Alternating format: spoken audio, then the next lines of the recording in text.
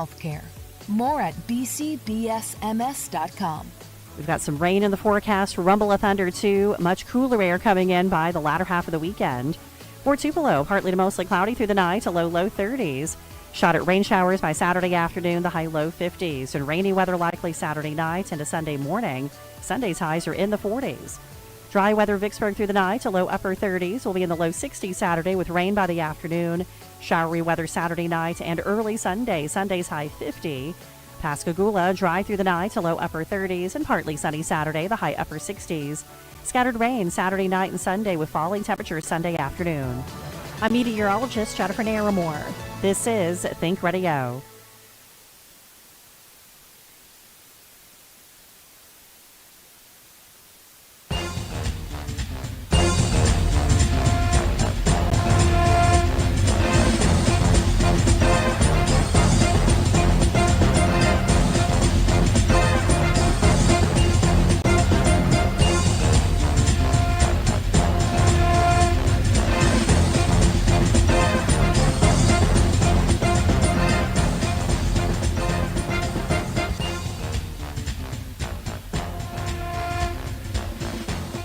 Good evening, ladies and gentlemen, and this is our final week of Friday night under the lights, and it has been a great evening of football with some amazing outcomes. We're going to start talking about it. Here is Russ and George. Well, good evening, everyone. Last show, just seemed like we started this thing 15 weeks ago, you know? I mean, Yeah. Back when it was 900 degrees outside. It's kind of cool tonight. Yeah, it's a little cool tonight. And Big games. This is the biggest big show of the games. year because everybody watches every or show's a big listens. show. Yeah, well, they are. But Yeah. this one, everybody wants to know who's going to be in the championship games next Right. Friday. That's right. And a few surprises tonight. Yeah. Before we get going, I want to take this time. And by the way, Russ and George are here, but far, far left, in a land far away, Lee Youngblood is here with us tonight. I told you he's been coming. Yeah. And he's going to tell us how much money we're owed if we're on the list, I guess. And we're going to be talking with Lee in the unclaimed money. There's a lot of unclaimed stuff going on out there that's not legit. Yeah. And so Lee's here to square everything. I think we're going to find out how to do that. And so Ty Bailey, who's even on the phone out there, he wants in on that action. So before the show is over tonight, everyone's going to know how to go do this, because there's been, I don't know, just a lot of people in the last 2 years say, I understand what you're saying, but I don't know how to do what you're saying. So we brought the man in, the myth, the legend. I'll try my best, Russ. The first person who's ever described me is on the far left. Yeah, I didn't. You know what? Okay. That's a bad thought. I guess Sorry for about tonight, that. that's okay. But we are in a circle, so we don't know where that's Yeah. right. Actually, he's actually on the right. It's your left. It's my left. So, that makes So it anyway, Lee's going to be here. We're not going to keep him here all night. We're going to keep him here for a few minutes. His two young, beautiful daughters are here. His beautiful wife is here. So it's kind of like the gang's all here. So we can get going with this thing. Before we get started, though, I do want to thank the folks who make this show possible. Malone Roofing does. And then David McRae came on 3 years ago. And the college savings program, which a lot of the people didn't understand either. They'd heard about it, didn't understand it. And also the unclaimed money. And we're going to get into this thing, Lee, because you gave me your notes the other day, and the amount of money that David McRae has given will stagger the mind based on the years prior to that. Yeah, we're at $150 million since David's been treasurer, and that is more than all the previous treasurers put together. I thought the idea was to keep the money. I mean, No. no. The idea is to give it back to the people, because this is money that's owed to people. It's lost money, it's unclaimed money, and the Treasury is just, by law, given the charter to try to give that back after financial institutions, quote, can't find the owner. So, well, speaking for a guy who raised two teenage girls, I had a lot of unclaimed money that was not Oh, mine. yeah. I know exactly what you're talking about. All right. So I want to thank them. And, of course, we want to thank Cricket Wireless. They did the Crazy Eights this year. Boy, they went crazy this year with the Crazy Eights. And I think somebody had even mentioned making J.C. Fox mayor of Tallulah or something. I don't know. He was over there so much. You know. I don't know about that one. I don't either. I'd have to look at the whole ticket. Yeah. But anyway, we really want to thank those folks because it's just amazing to me. You know, everywhere I go, people know who the show is, and they listen or they watch. And Dave Shows, Dr. Dave, who is our IT guy, who is burrowed into somewhere in Boone, North Carolina tonight. He was telling me the percentage of people that watch now versus that listen. Of course, a lot of people went to games tonight. They're listening. Yeah. But a lot of people that didn't are watching. We went to, Chris, when did we go to video streaming? Was it like 5 years ago? It's been quite a while. Yeah. So it's been growing and growing and growing. And we just want to thank everybody. And when you see those folks out there, be sure to thank them as well. All right, another guy we want to thank is the guy that gets. Oh, wait a minute! Before we go to Will, do you got scores you want to? Yeah. Okay. Let me give you what we've got to this point, and I'll ask Will to clarify some of these. But this is what we've got. 7A. The last reported score we had. Not sure exactly if this is a final, but Tupelo was leading Oxford 21-20 in the fourth quarter. Gulfport and Brandon did not turn out well for the Bulldogs. Apparently, Gulfport, I want to call them Biloxi, but Gulfport won 40-7 tonight. They were up over 35-0 at the half and won 40-7. Now we move into 6A in the north. Real interesting Central Mississippi matchup: Warren Central and Ridgeland. Warren Central prevails on a shootout, 45-42, so they go to the championship game. And Brandon Davis will be calling us about Absolutely. that. Yeah. 6A South, now this is the report we have. Hattiesburg at home beats Picayune 47-27. Get out of here. Yes. Do you have that confirmed? I do not. Well, but Tommy I'm- Upton's going to be on it. We'll have Yeah. that confirmed very shortly. Fourth quarter score, and this is moving to 5A. West Point over Holmes County Central 22-6. That was in the fourth quarter. Also, this is a final. I believe this was the final score. Will correct me in a moment if not. But Brookhaven in 5A South beat Laurel 31-6. In 4A North, now this was a surprise to me. At Louisville, Kosciuszko is now 13-1. They go to Louisville and win 17-7. No. Yes, that's for the Whippets. That is an amazing score. 4A South, this game maybe a little closer than a lot of people would have thought, but Columbia beat Poplarville 20-14. 3A North, Noxubee County over Winona 54-21. And 3A South, it was Raleigh 27 and Seminary 14. You know who's going to be calling that in? Brandon Shields. No, Granny. Oh, Granny. Yeah, he was there sitting on the front row in Raleigh tonight. Says best seat in the house. He better than Stringer? Better be a bigger seat. Okay.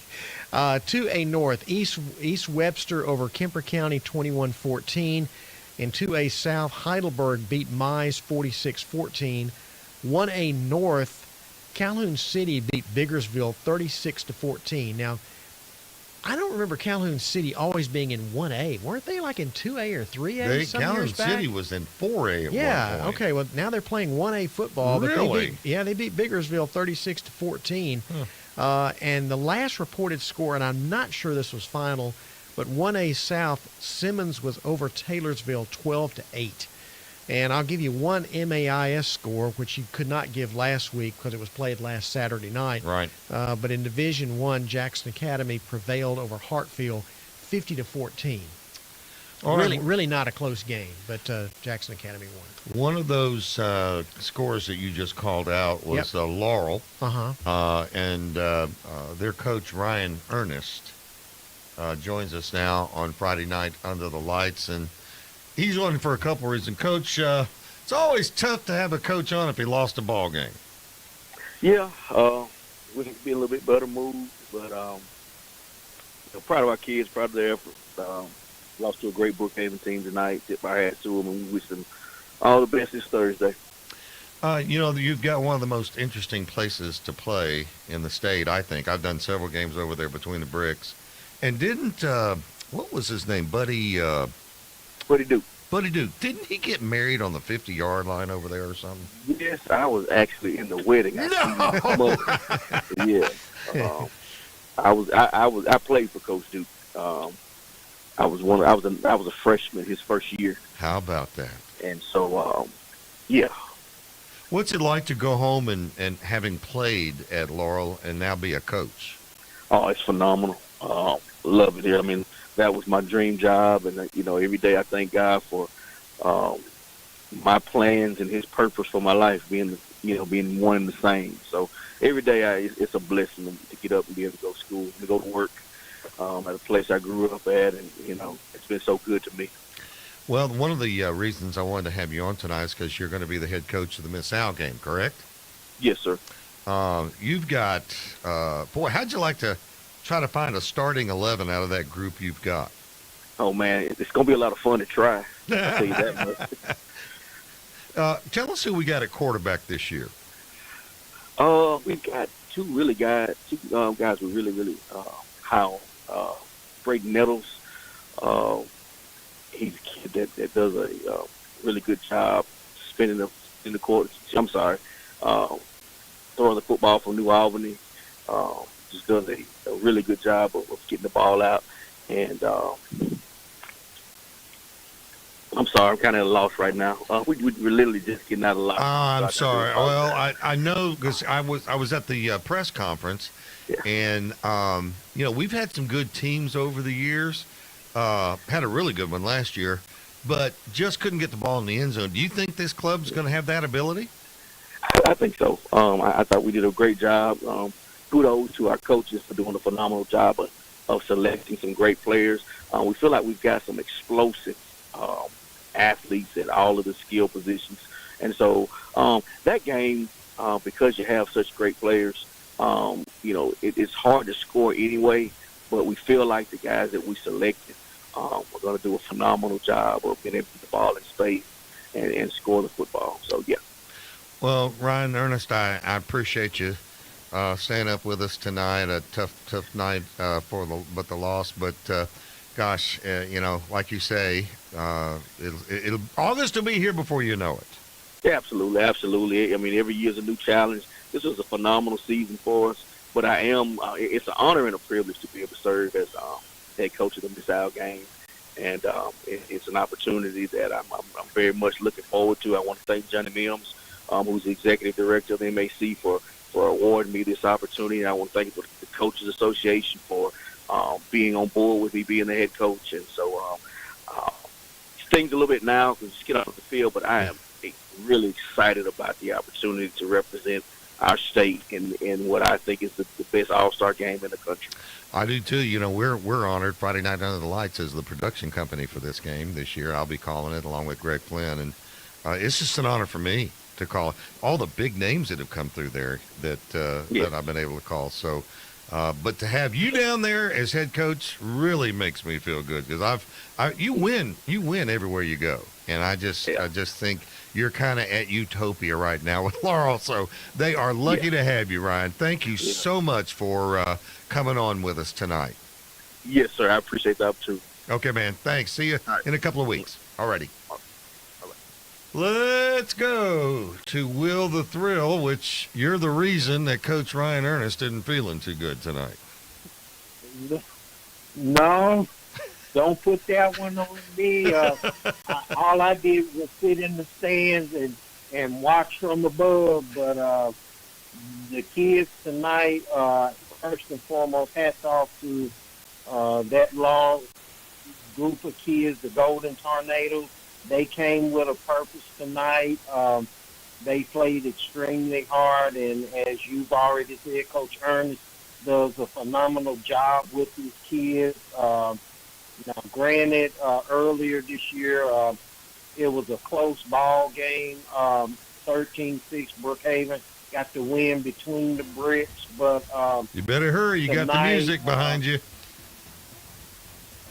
all I'm gonna say is defense wins championship. So I'm quite sure Coach Darian Dorsey and his crew are looking forward to going to Starkville next Thursday, and I believe it will be West Point. The 31-6 Brookhaven win is the only score, George, I can confirm. Okay. All right. So far. So far. But I'm fixing to jump on it here in just a moment, so y'all stand by. All right, Thanks, Will. All Appreciate righty. it.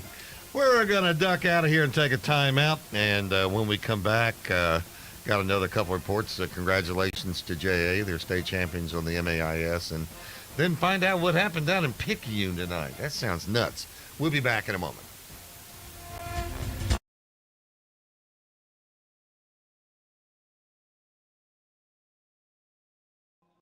Hello, Mississippi. Did you know that the average student graduates college with $30,000 worth of debt? That amount of debt can delay major life milestones, including getting married, buying a home, and starting a family. But don't worry, we've got some good news for you tonight. College Savings Mississippi and Treasurer David McRae can help you reduce or eliminate that debt. Their plans are flexible and affordable. Start saving for as little as $25 today. Visit treasury.ms.gov/college savings to learn more.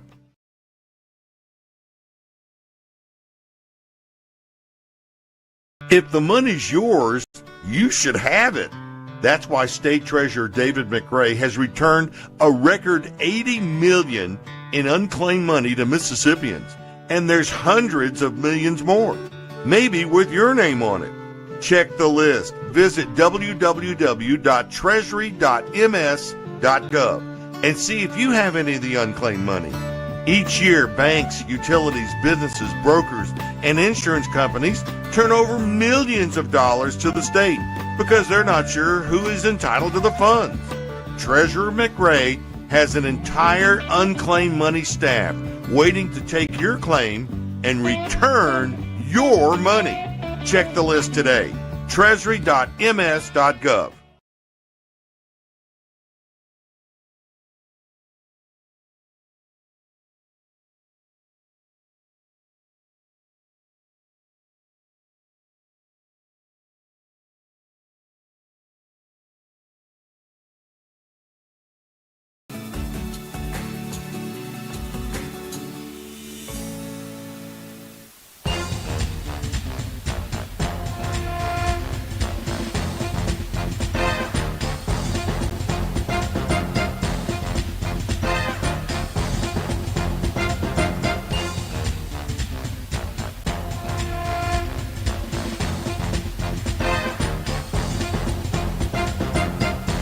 Welcome back to Friday Night Under the Lights, made possible tonight by Unclaimed Money of Mississippi. And Lee Youngblood is in the house. We're going to talk about that on the next break.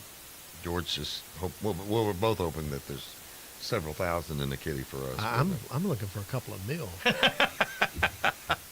Well, if you get that, we won't be seeing you anymore. That may be very true. We actually We'll paid out see. a couple of mil to somebody one time. Really? Really? And That's- they had that no was- idea. That's the highest one that we've done. They had no idea. 2.2 million. They go Well, to see, the they- website and they find out. Well, it's a little bit longer story than that, but essentially, yeah, they didn't know it was quite that much, but it was stock and it had appreciated over Wow. Well, there's always hope. And I put all my money into pork rinds. All right. By the way, Dr. Dave will have all the playoffs on the website after the show tonight, so you can find out and pick and choose the games that you want to go to next week. Jared Schatz, who won't be with us tonight because Germantown got beat, his crew will be carrying all of them on MPB Think Radio starting on Thursday. So a lot going on there. All right. This young man has been waiting years for this interview. Decades for this interview. If he was old enough, centuries for this interview because J.A. won a state championship, and here's Tommy Barnett. And it feels so good to hear those words come out of your mouth. Wow, wow. Look, you didn't just win it. You won it. You won it. Yeah, I was not shocked that we won. I think Jay's been the best team all year. How they won and the final score that they won by is a completely different story. I didn't see us hanging half 100 on the Hawks. Yeah, I didn't either. But really, the first offensive play of the game, Jay puts the ball on the ground. Our second offensive play, we throw a pick. Our third offensive play, we have a 65-yard touchdown run. So, it was 7-7.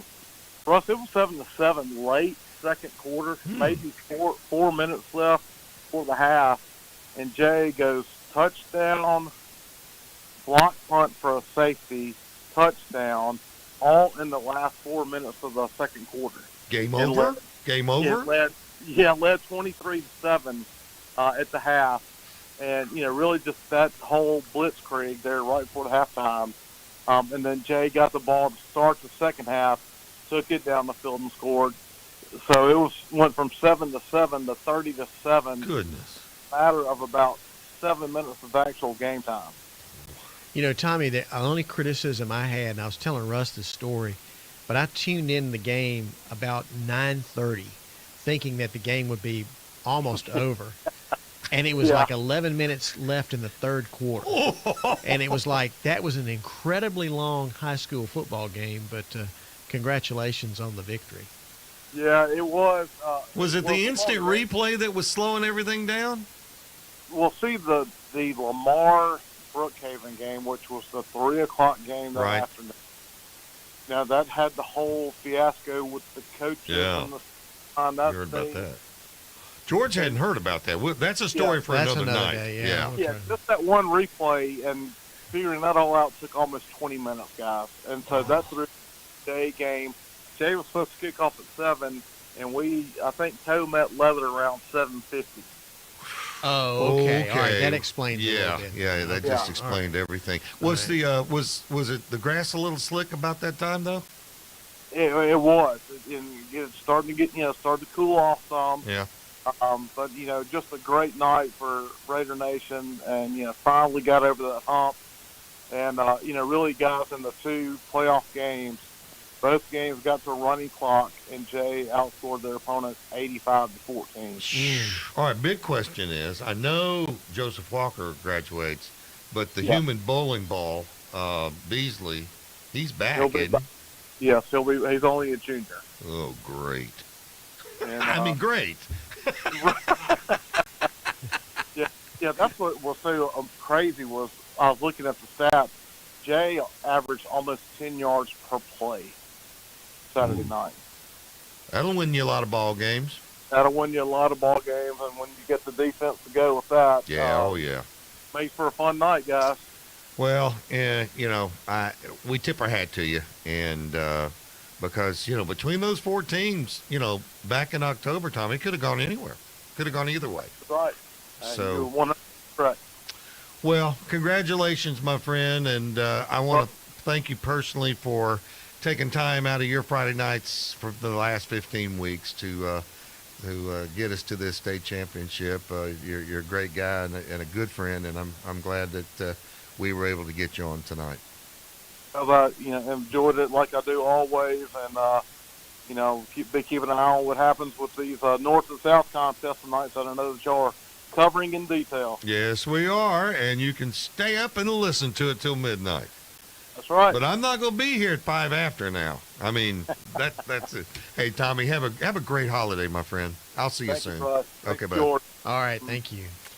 All right, you're gonna be celebrating the Horns' victory tonight. Oh, I may not go to sleep tonight. You may not. What was it? Final 27. 27-7. Texas beat A&M. I mean, honestly, when I left the house to come over from the west side of the Metroplex over here, it was 10-6. Yeah. And it really didn't look good for the Horns. No. So I'd like to see how that second half played out. I had the bag ready to go over my head and everything. And There you when go. it was 10-6. Well, there you go. Arch got rolling. He got rolling. I don't know if that's good enough for them to get in. The playoffs? Yeah. The playoffs? I don't Playoffs? We didn't get that cut from Jim Moran. Oh, Playoffs. anyway. All right, let's go to the telephone because I got to find out what happened tonight with the Maroon Tide, Tommy. What's going on here? Yeah, tough loss, tough way to end the season, Russ, for the Tide tonight. Got beat 47-27. Score was probably a little worse at the end of the game there, but hats off to the Tigers. They put the Tide out 2 years in a row in South State. Last year, we talked about him last week. They had like an 8'10" wide receiver that could just go up and get the ball from anybody. Well, luckily he wasn't on the field, but they had 4 others that looked just like him tonight, and they were just kind of swinging the ball around. And they could just run the ball at will. All jokes aside, we kind of thought that Pickey was going to struggle stopping them on the pass play tonight, but they just gashed us on the inside zone read runs. They just really ran it down our throat, and that's really something that not a whole lot of teams do. No. But Hattiesburg did it, and they, it was a close ball game there until late in the third quarter. It was 2013 at halftime. They kind of traded scores. Really Tide, thought they could really stay with them. Came out, traded scores in the third quarter, and then an interception and a fumble and a couple of big plays by Hattiesburg, and the game kind of finally got away from the Tide midway through the fourth quarter. Hats off to the Tigers. They got a lot of weapons. They lost their coach, lost their quarterback last year, and they just reloaded. They really are strong. But also want to say kudos to the Tide. 5 years in a row going to South State, a couple state championships in there. I think, don't quote me on this, but I think it's 12 out of the last 15 years the Tide's been in South State. So, we don't lose a whole lot, but when we do, it stings, and this one I know will sting. But those seniors have really, really left a legacy. Like I said, 5 years South State, won 10 games, and not a whole lot more they could have done with the Tigers. I think they were just outmatched tonight. So hats off to those guys. That should be a good one next week with them in Warren Central. Well, and of course the big question is, what have you got coming back? I know you had a lot of seniors. Yeah, we're going to lose some ball players, right? We're going to lose, of course, Mitchell Smith, Mr. Football 6A. We're going to lose Nolan Wilson, Alabama commit defensive end. We're going to lose quarterback. We're going to lose a couple of offensive linemen. But, we get back junior running back Zay Dennis. Last I looked, he was number 3 in the state on total rushing yards. So we're going to get him back. We're going to get back several other offensive weapons. So we'll lose one of our wing backs, defensive backs. But we got, quite a few skill guys coming back. Really, I think the key next year for the Tide is going to be what can they do to replace offensive and defensive linemen. We're going to lose quite a few of those. So, we'll see. We always said every year it's going to be a rebuilding year, but we hadn't had a rebuilding year in about 20 years. So we really can't really, say that. But these guys just keep reloading. Hats off to Coach Cody Stogner and crew. They really seem to, take what they get, and they develop a game plan and a strength and conditioning plan that makes them competitive every single year. Hey, Tommy, do you mind confirming what was the final score? 47-27. Okay, all right. Thank you. thought. That's what I thought. Well, Tommy, again, thanks for being with us every week for 15 weeks, letting us. A lot of folks in that area listen to WRJW, but a lot listen to MPB radio when they need to pick it up. So thanks for making us a part of your Friday night, and we will look forward to talking to you again next year. Absolutely. Thank you guys for all you do. I know it's a whole lot of work calling games and rushing over there and doing this for another couple hours. So thank you what you do and appreciate the service you provide. Thanks, Tommy. Thanks, Tommy. See you guys. All righty. All right. Wow, 47-27. I wouldn't have picked that. I mean, Mike Peterson's going to be on the next segment. I would not have picked 47-27. I thought it would have. I thought it was going to be low, like 13-7 or something like that. I mean, Hattiesburg's got a lot of talent. I mean, there's no question about that. Yeah, we'll ask. I got to remind Mike Peterson of our conversation last August when he was going. Yeah. Oh yeah, we're just gonna be glad to be there. And I'm going, poor Mouth City. Yeah. So here he is in the state championship game. Wow. Okay. Got a score or two you want to hit us with before we leave? You got a minute or so. Well, again, Will's kind of confirmed all the finals now, but Tupelo did beat Oxford 21-20. That we need to hear more about that game. Yeah, really. That was really a good one. West Point, the final, Holmes County Central, they beat 20-6. So West Point, that was a little closer than I would have expected. Probably one of the more impressive scores of the night is, that Brookhaven game. Yeah. And Kosciuszko beating Louisville. I'm really surprised at that. Kosciuszko's had a great year.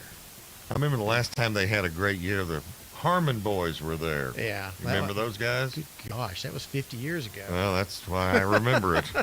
We're going to step away and take a time out and remind you that tonight's show being made possible by Cricket Wireless. I don't have to let anybody know that it's the holidays. CricketWireless.com has all the information that you'll need for the holidays. Give us a minute. We'll be back. Support for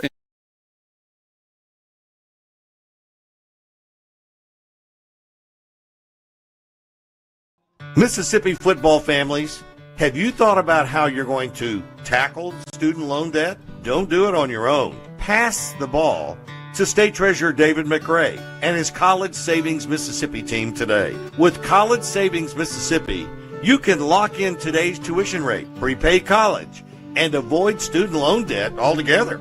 Don't let your finances get sacked because you didn't invest in your child's education. Visit treasury.ms.gov/college savings to learn more today.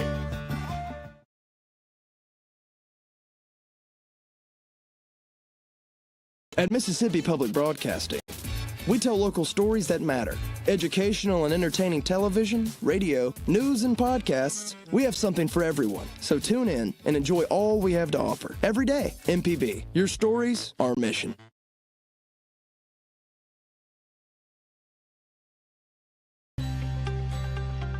Commercial roofing, reliable and durable solutions for your business. Residential roofing, protecting your home with quality craftsmanship. Metal walls, custom designs for a modern look, emergency services, rapid response to protect your property. After a recent hailstorm, I needed a total roof replacement. I chose Malone Roofing for the job, and my new roof looks great. Contact us today for a free inspection. Visit www.ecmalone.com or call 1-833-7-MALONE.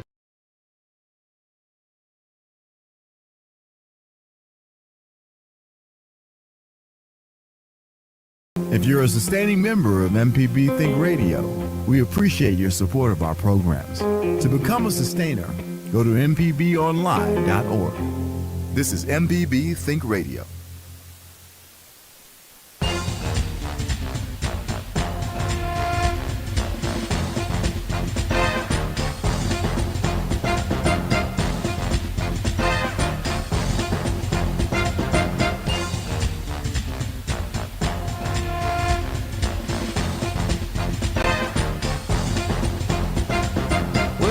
Back to Friday night under the lights. Russ Robinson along with George Broadstreet and Lee Youngblood, who you don't know, but you will here in just a few moments, and his family. You will not have the privilege of meeting his younger daughter. She is out for the night. So she got tired of listening to us, I guess. Brandon Davis and his Warren Central Vikings have been on a quest. That quest was answered tonight. Brandon, what a game. Well, gentlemen, you can't send me to a good cardiologist, could you? I happen to know one. Actually, there are a few in this part of town. That's right. Let me tell you what. If there was one anywhere near Robert Morgan Field tonight, he just booked himself a vacation to wherever he wanted to go or they wanted to go. A wild track meet broke out here tonight, and it was an unbelievable ending. Well, first of all, tell the people who you were playing. Okay, well, Warren Central, we're playing Ridgeland tonight. Warren Central takes it 45-42. And it was a Nash Morgan and D.K. Wallace, Ashton Gordon type game. Warren Central goes into the half up 24-14. Come out in the second half in Ridgeland.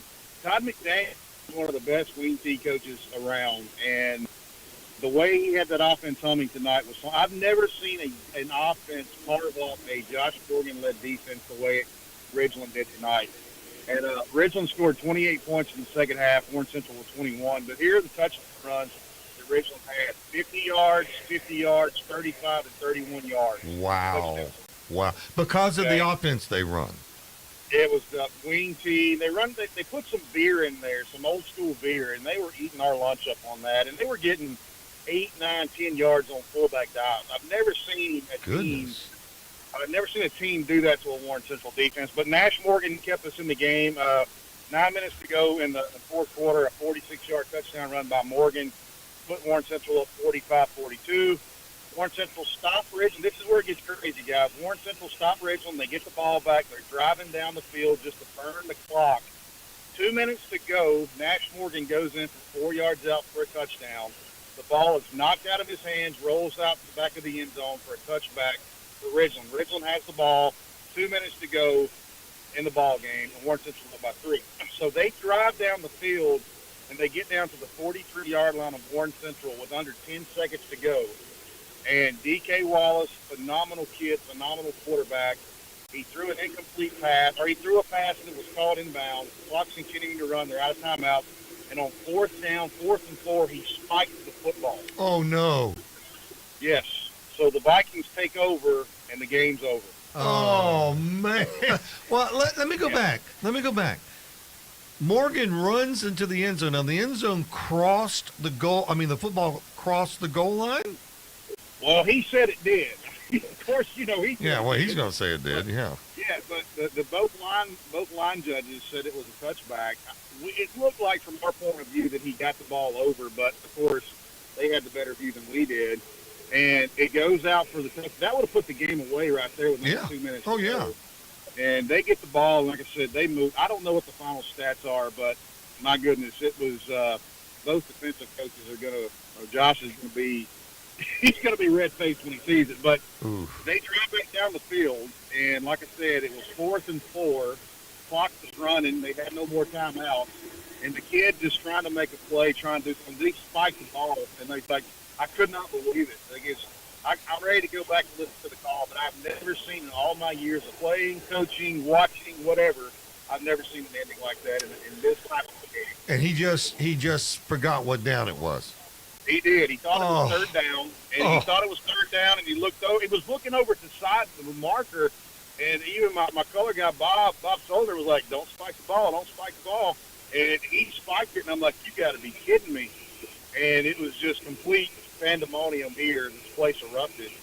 But, you know, I wanted to go hug his neck. you know the old agony of defeat. Of course, I'm so thankful for Warren Central getting the win, but this was a classic ball game tonight, and two teams that you didn't want to see either team lose. It was just such a phenomenal game here tonight. Okay, well, that sets you up next week for Hattiesburg. Well, we got Mike Peterson on the phone now, and you probably won't want to turn the show off just yet. I don't turn you guys off, but yeah, we're just blessed to be here. You know, it's you got to play games like this. Yep. Sometimes it's lucky to be good in moments, and we were lucky in a moment, but you survive, advance, and you get a chance to play next week, which is just an honor and a blessing. Well, and it's going to be an honor to have you on the sideline of the Mississippi-Alabama All-Star game. So we're looking. Hey, I'm excited, but I'll say this: you really scraping the bottom of the barrel, boss. But Actually, you're the first one I asked. So there you go. There you go. Well, look, Brandon, we won't talk to you next week because we don't do a show on the final week, but thank you so much for all you've done for us this year, making this show what it is, keeping everybody up. Isabella's, wherever she's driving tonight, that 18-wheeler, she's going crazy. Brandon, have a great, great holiday. Enjoy your game next week, and we'll talk to you soon. Take care, guys. All righty. All right, what do we got? We got All right, we're going to give Mike a couple of minutes, and then we'll go to Lee. How's that sound? Mike, you got 2 minutes to wrap everything up. Hey, I'm not going to need but about 45 seconds. I'll tell you that. I'll tell you what. Second half, probably the best half of football I've seen Hattiesburg play in about 15, 20 years. It was just that train got rolling, and heard the Picayune calls earlier.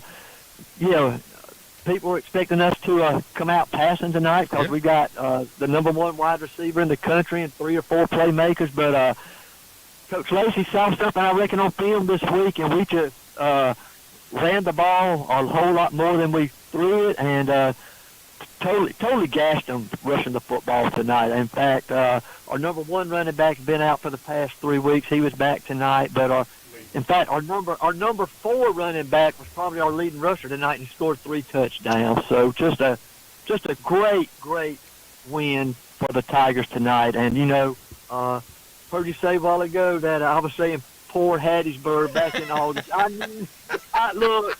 Look. You remember that conversation? I do remember that conversation. But look, you don't want to fire all your bullets and let people know what That's you true. got. I'll tell this to the Warren Central caller who was just over there. Yeah, we're not good this year. I mean, Warren Central just He's already starting to the game until next week. I know. So look, this season has just gone by way too fast. It has. I mean, this is last game. I mean, yeah, Russ, just 3 months ago, I was telling you how bad of a season we were going to have this year. Look where we're at now. I know. Well, look, congratulations. I'll see you up there, and best of luck to you, because that may be one of the marquee games of the week, of next week. Look, I tell you what, they scored. Warren Central scored 45 tonight. We scored 47. Yeah. So yeah. It's probably going to be a basketball game on a football field next week. Well, you'll be able to say defense is only a rumor.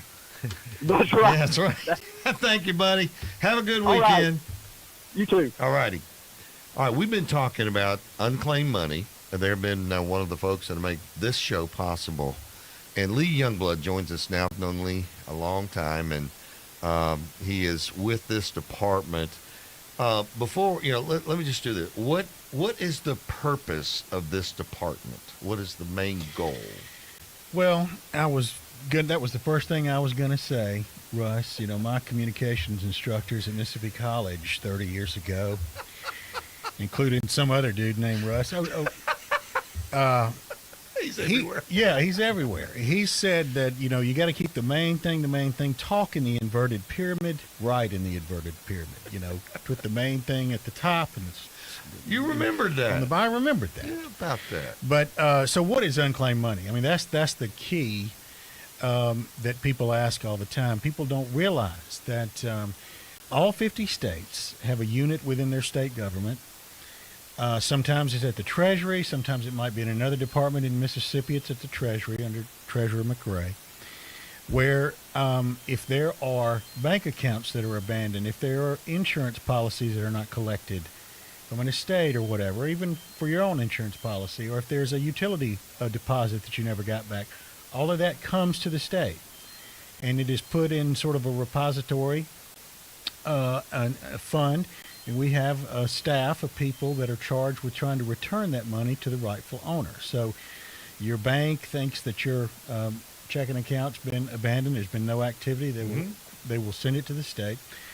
Or your insurance company, or maybe some stuff from an estate or something. People forget when people die all the assets they have, right. And it'll all end up at the state. And the state of Mississippi has been doing this now since 1982. That's when the first unclaimed property statute was passed.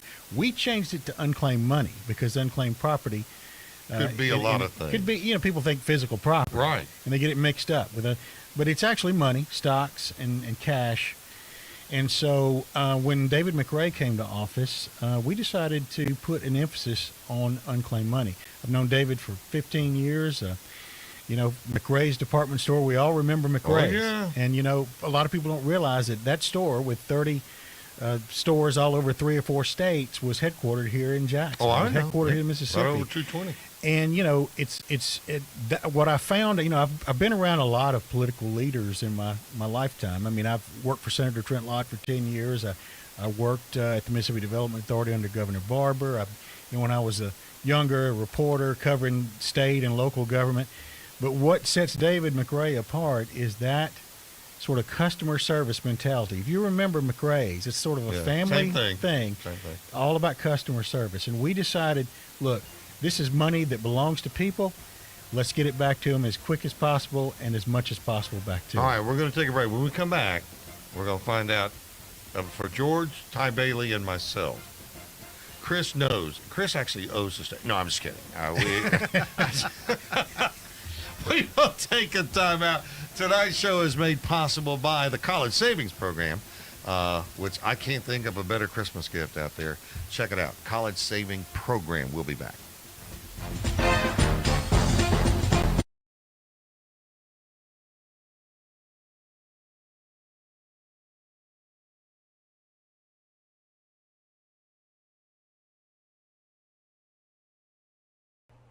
One in 10 Mississippians has unclaimed money awaiting claim at the state treasury.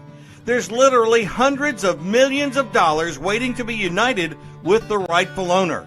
At www.treasury.ms.gov to search. You'll see your name and stake your claim by following these instructions. You'll be asked for some basic ID like a copy of your license or a government-issued ID, then hit send. Treasurer David McRae has a dedicated unclaimed money team awaiting your claim, ready to return your money. Don't wait. Look for your name and stake your claim today. www.treasury.ms.gov.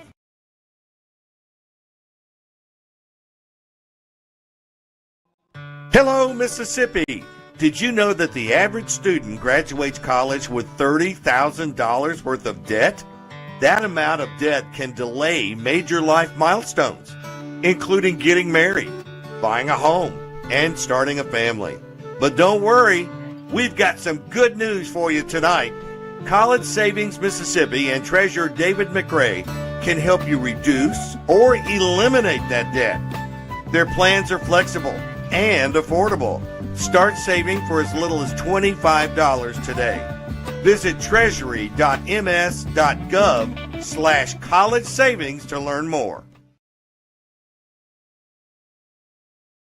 Told us what she did once she finally started making money after years of struggle. Yeah, I bought a $359 microscope that took pictures of bacteria.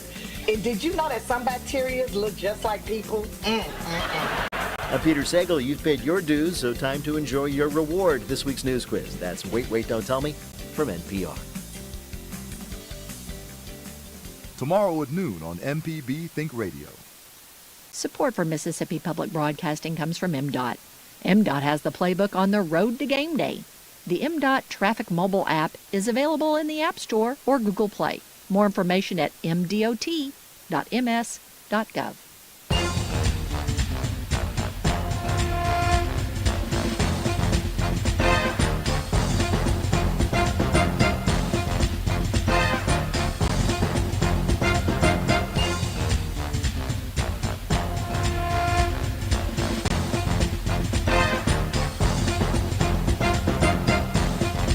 Welcome back to Friday night Under the Lights. Russ, George, Lee.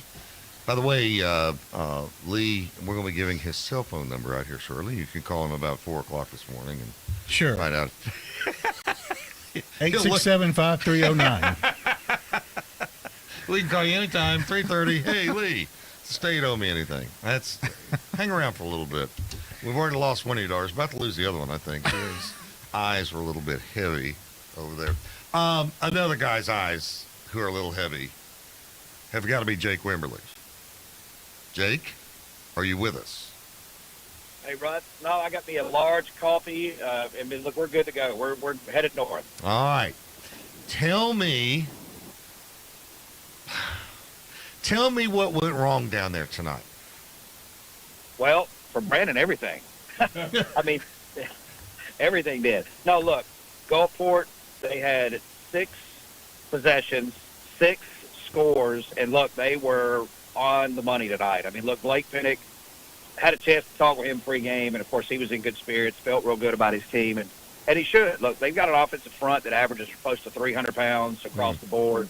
They can move some folks, and they were moving some guys tonight. And look, they really came out and surprised Brandon in the passing game. You know, instead of the running back, they came out with Parker Nettles, and he started out the game, I believe, 10 for 10 or 11 for 11.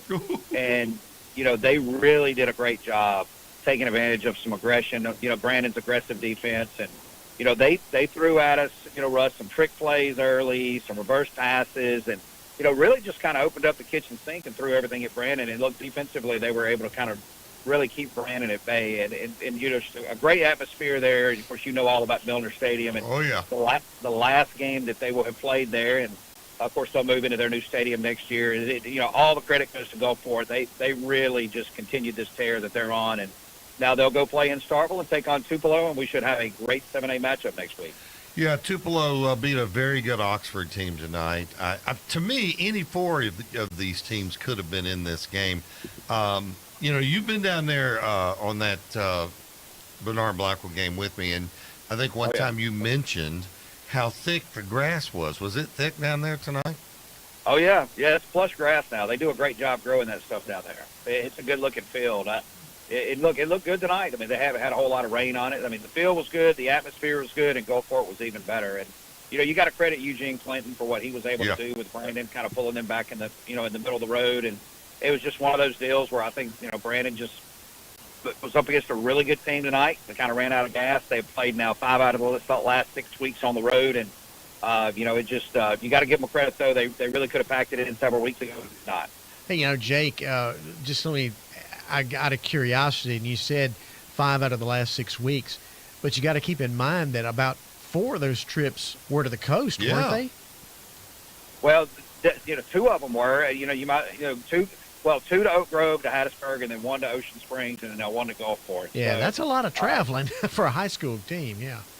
Oh yeah, it is a lot of traveling, but I mean, look, that doesn't take anything away from what Gulfport was able to do tonight. They had a heck of a game plan.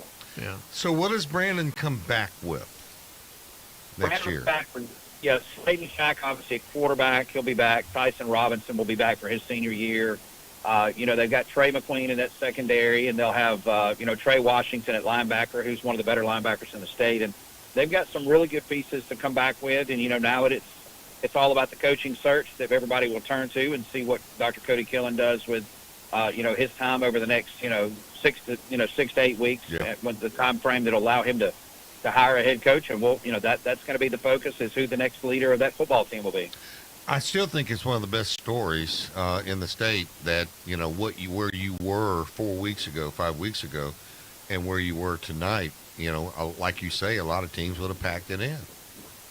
Oh, yeah. Look, you got to give credit, first off, to Eugene Clinton and his, ability to really kind of bring this staff together, bring these kids together. And then you got to credit the kids, too, because they could have packed it in, after the Oak Grove game in the regular season when they were sitting with the 3-5 record, 3 wins and 5 losses, and they did not. And they were able to really kind of pull together, and pull the rope in unison. So a lot of credit across that, inside that football building for what they were able to pull together. Well, to say it's been great having you on every week would be the understatement of the year, so I won't make it, but I will say thank you, sir. We look forward. I'm sure you'll be calling some of those games next week up there, won't you? Oh, yeah. Yeah, I'll be up there doing some games, and, of course, I'll be doing sidestep for the TV side. So, they get the guy that can babble enough to babble in between the ball games. So I'll be doing a lot of babbling next week. Well, you're one of the best babblers in the business then. Jake, be careful coming home. Keep that coffee hot, and we'll talk to you next week. Thanks, guys. Appreciate it. All righty. Well, that's a tough loss. Yeah, but, I think, the margin there, 40-7, kind of takes away a little bit from what they were able to accomplish the last few weeks. I mean, they really, they were dead in the water and won some big ball games and got to the semifinals. There's something to be said about that. So all the finals are set. All the scores are set. Oh yeah, right? they're okay. all set. All right. Well, Dave will have those. Dr. Dave will have those. And we'll review them at the top of the hour. Oh yeah. We got last shot at Lee here before he and his family take off. I don't know. They may want to stay around on midnight, but how do you see this program moving forward from where it is now? I mean, do you think more and more people every year will start looking that up? Yes, because, we've made a concerted effort to try to get the word out about unclaimed money. We've done tours around the state. Yeah. We've done this. We've done a lot of sponsorships. We've done a lot of just public relations activities.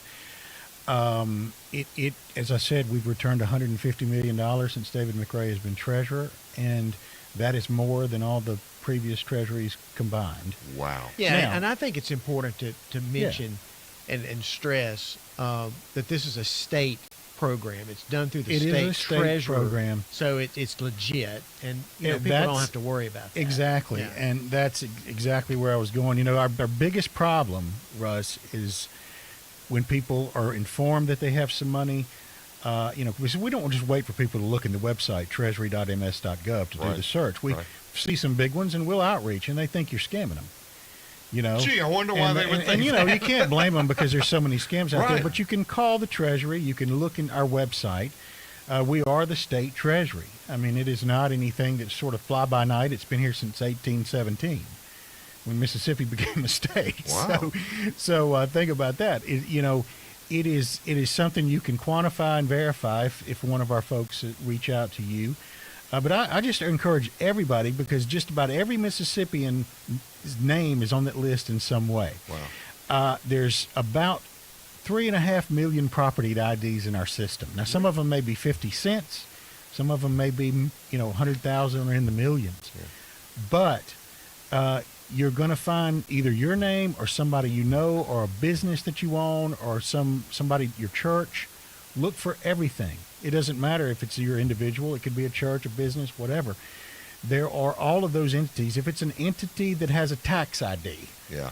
you could very well have some money in our coffer, and we will do everything we can to try to get it back to you. We try to err on the side of the claimant, unless it's just. I mean, there are people who try to claim money that's not theirs all the time, but for the most part, our claims are straight up. I mean, our average claim is about $2,000, so it's not just a few dollars here and there. Oh, that's nice to know. That'd be nice at Christmas, though. Yeah, that'd be nice anytime. In fact, we sent out 5,000 checks unsolicited a couple of weeks ago.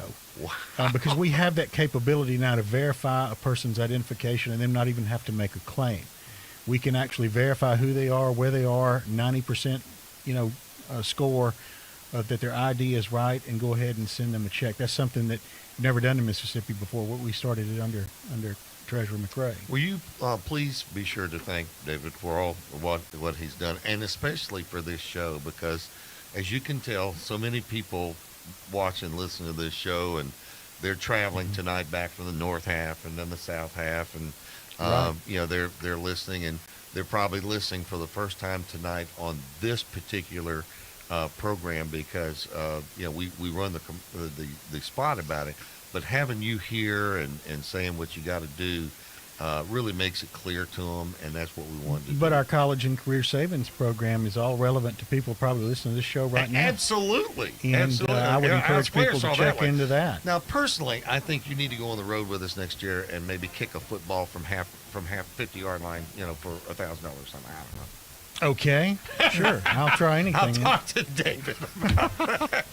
Lee, thank you for coming in and your lovely family. And thank you for having us. You have a great holiday, and just tell me my check's in the mail, and we'll all be good. Well, I'll see if you got any and do my best to find something. All right, we're going to take a time out. Got a lot more coming up in the fastest 2 hours of sports radio in the state. Friday night, Under the Lights. Back in a moment.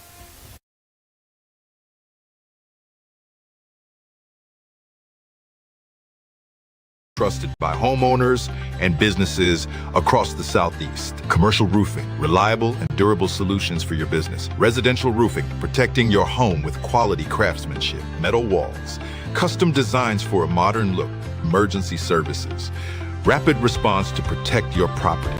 After a recent hailstorm, I needed a total roof replacement. I chose Malone Roofing for the job. They delivered top-notch service, and my new roof looks great. We started looking for roofers when we realized that we had leaks throughout our facilities in our district. What stood out to me about Malone Roofing was great customer service, a fine finished project, and great following. I would definitely work with Malone Roofing again. My project was a little more complicated than just needing a new roof. I decided that Malone would be who we needed to work with, that would do the best job for us. My experience working with Malone was wonderful. Contact us today for a free inspection. Visit www.ecmalone.com or call 1-833-7-MALONE. See your name and file your claim. Even the smallest counties in Mississippi usually have thousands of people whose names are on the unclaimed money list at the Mississippi State Treasury.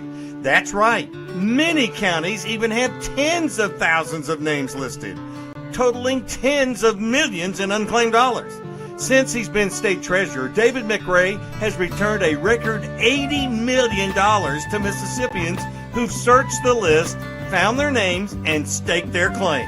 About 1 in 10 Mississippians have unclaimed money, and that's why you should check www.treasury.ms.gov or click on Unclaimed Money and search today. If you see your name, file your claim. If it's your money, Treasurer David McRae will get it back to you.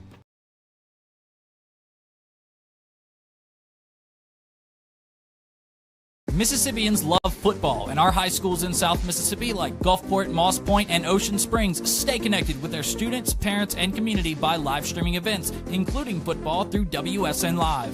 WSN Live provides your school with everything you need for professional and seamless live streams that are easy for students to run. And your fans can watch online from anywhere on any device. With WSN Live, your school gets the right gear, a rock-solid network, and game-time tech support. Learn more at WSNLive.com.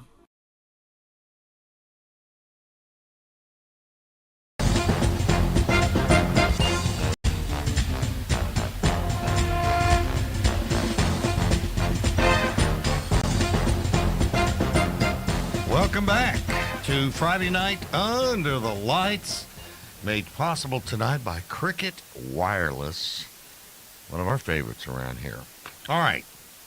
George has all the scores. Yes. Everything you've wanted to know but was afraid to ask. Well, right here. We'll try to get most of it anyway. 7A North, it was Tupelo prevailing at home over Oxford 21-20.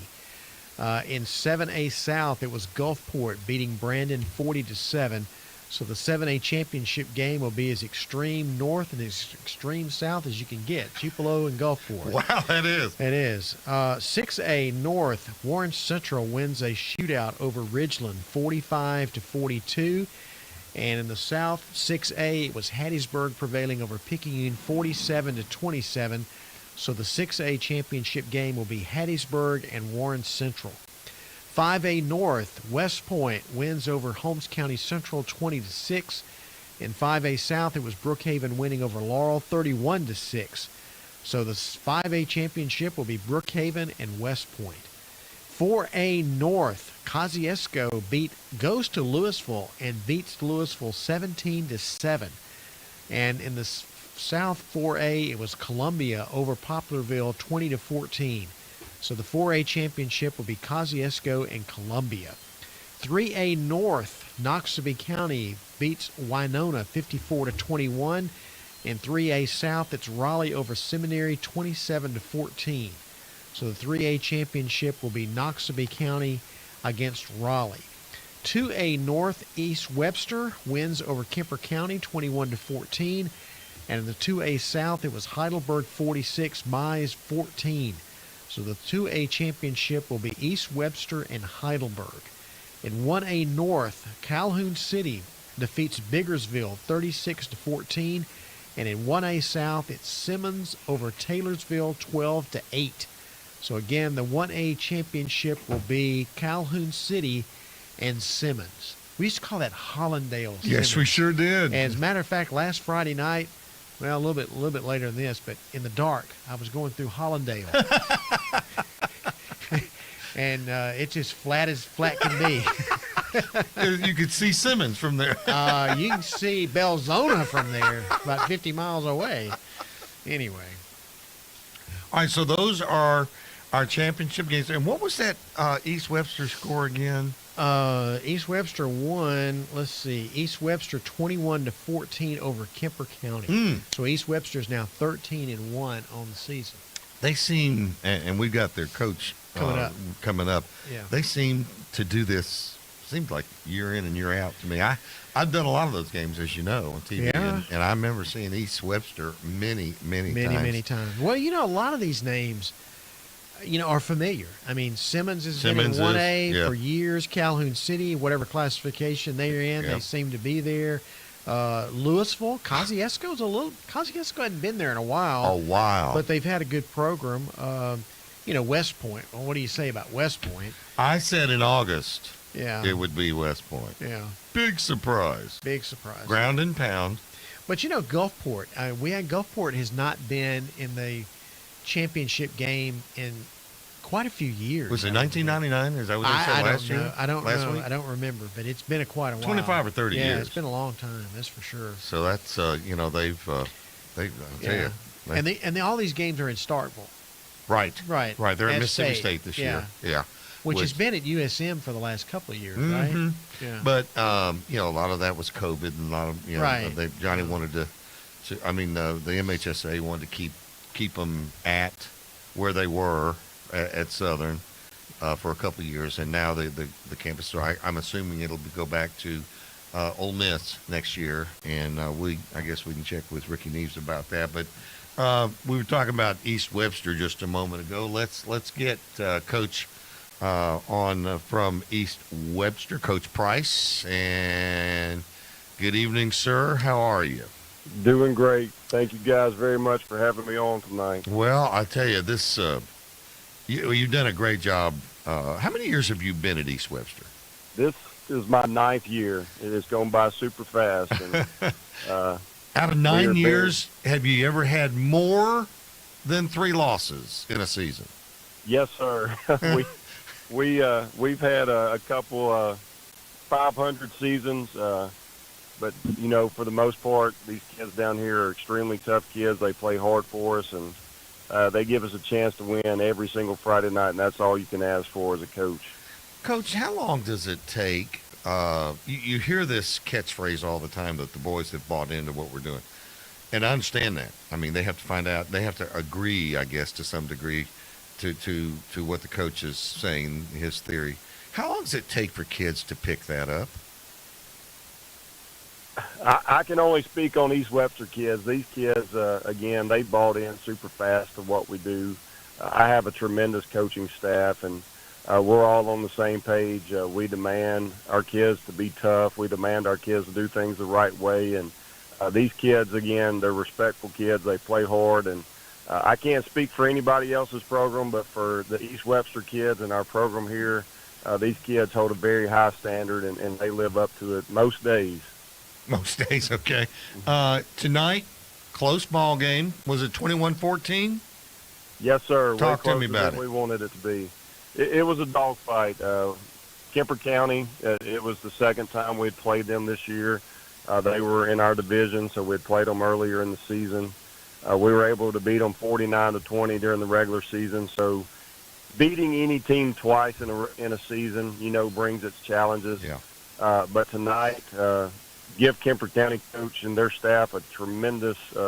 Those guys were ready to play. They left everything on the field tonight. They've got an unbelievable running back in the Yates kid, and it was a dogfight. It was a 48-minute battle, and thank goodness the East Webster Wolverines made the plays that they had to make for us to come out to be successful. And I can't brag enough on our kids, but give Coach Wren and Kemper County a whole lot of credit because his kids came to play football tonight. One of the hardest things to do, I think, is when you're and you're going to be, head coach in an all-star game. One of the hardest things has got to be choosing the 11 that's going to start because any of them could. How are you going to go about doing that?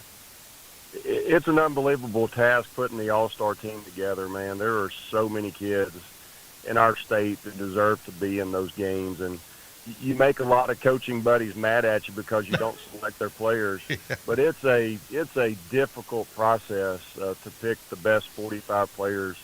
Of course, Mississippi and Alabama, they get the top choice, and then when we have to pick for the Bernard Blackwell game, it is still such a difficult process selecting those kids. And the team that we've selected, we are loaded at running back, so it's going to be a difficult decision on who's going to be toting the football for us. But again, we are blessed in the state of Mississippi. There is so much talent in our state from top to bottom, and the kids that got selected for the Bernard Blackwell game, they right now may not realize what an honor it is, but hopefully they'll look back and realize how special it was for them to get to participate in that game. You know, to your point, I heard Gardner Minshew say one time, because he played in this game. He played in the Bernard game.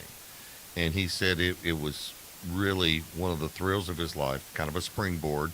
You know, he went on and helped Northwest Community College win a national championship, and the rest is history. You know, he's had but he played in this game, which means that one of these running backs that you're talking about could be playing on Saturdays and Sundays, possibly.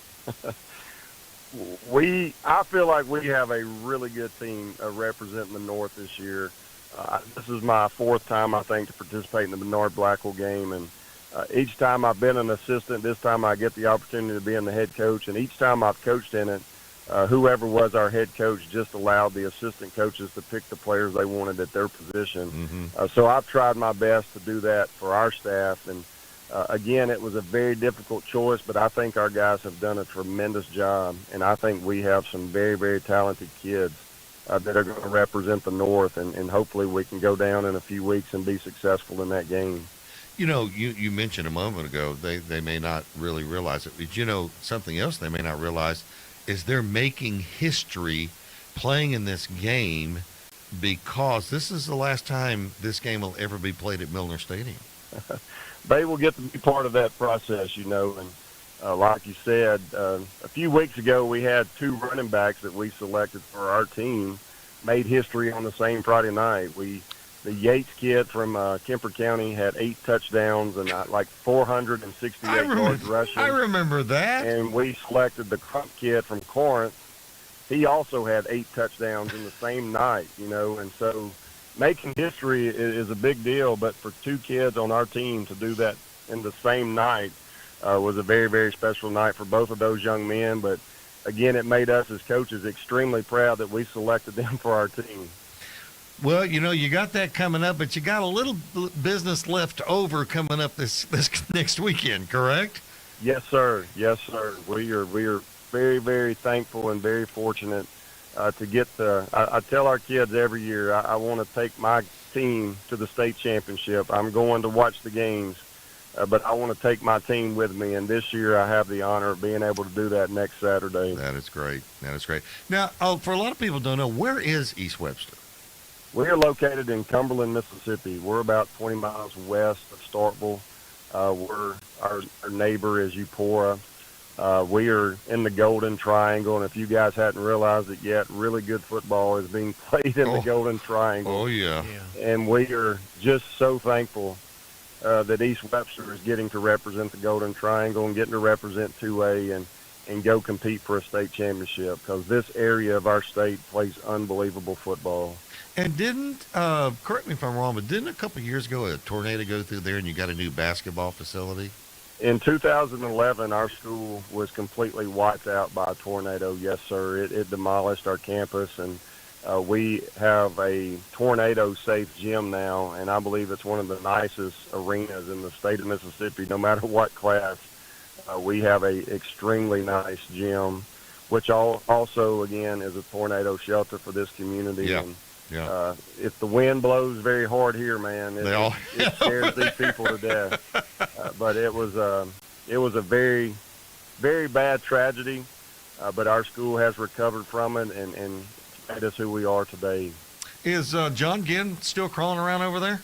Yes, sir. He was one of the first men on the field tonight to congratulate me and hug me. He's one of my best friends in the world.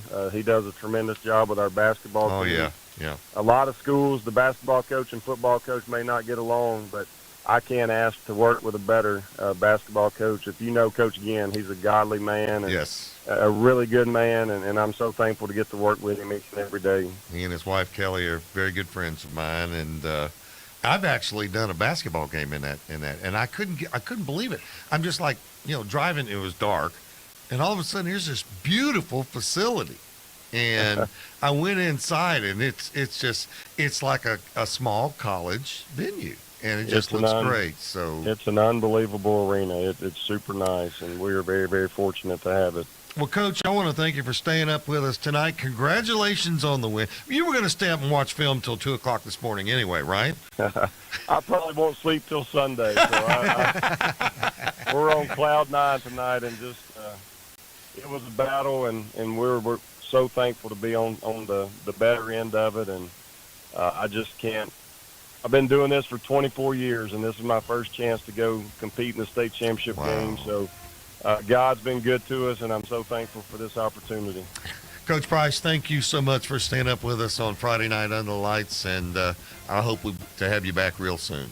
Appreciate what you men do for our high school athletes. Thank you so much. Thank you, Coach.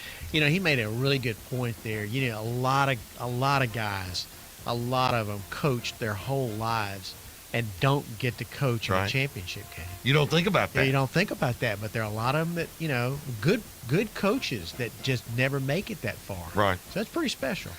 It really is. And you can tell he's enjoying the moment. He's ready for it. That's right. We're going to duck out of here, take a time out. So much more coming up on Friday Night Under the Lights. Keep it right here.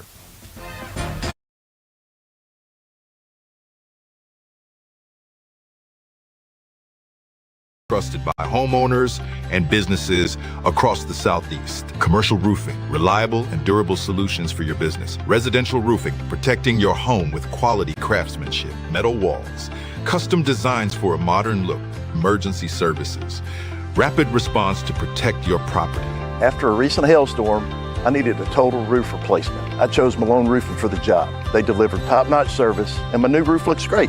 We started looking for roofers when we realized that we had leaks throughout our facilities in our district. What stood out to me about Malone Roofing was great customer service, a fine finished project, and great follow-up. I would definitely work with Malone Roofing again. My project was a little more complicated than just needing a new roof. I decided that Malone would be who we needed to work with, that would do the best job for us. My experience working with Malone was wonderful. Contact us today for a free inspection. Visit www.ecmalone.com or call 1-833-7-MALONE. See your name and file your claim. Even the smallest counties in Mississippi usually have thousands of people whose names are on the unclaimed money list at the Mississippi State Treasury. That's right. Many counties even have tens of thousands of names listed, totaling tens of millions in unclaimed dollars. Since he's been state treasurer, David McRae has returned a record $80 million to Mississippians who've searched the list, found their names, and staked their claim. About 1 in 10 Mississippians have unclaimed money, and that's why you should check www.treasury.ms.gov or click on Unclaimed Money and search today. If you see your name, file your claim.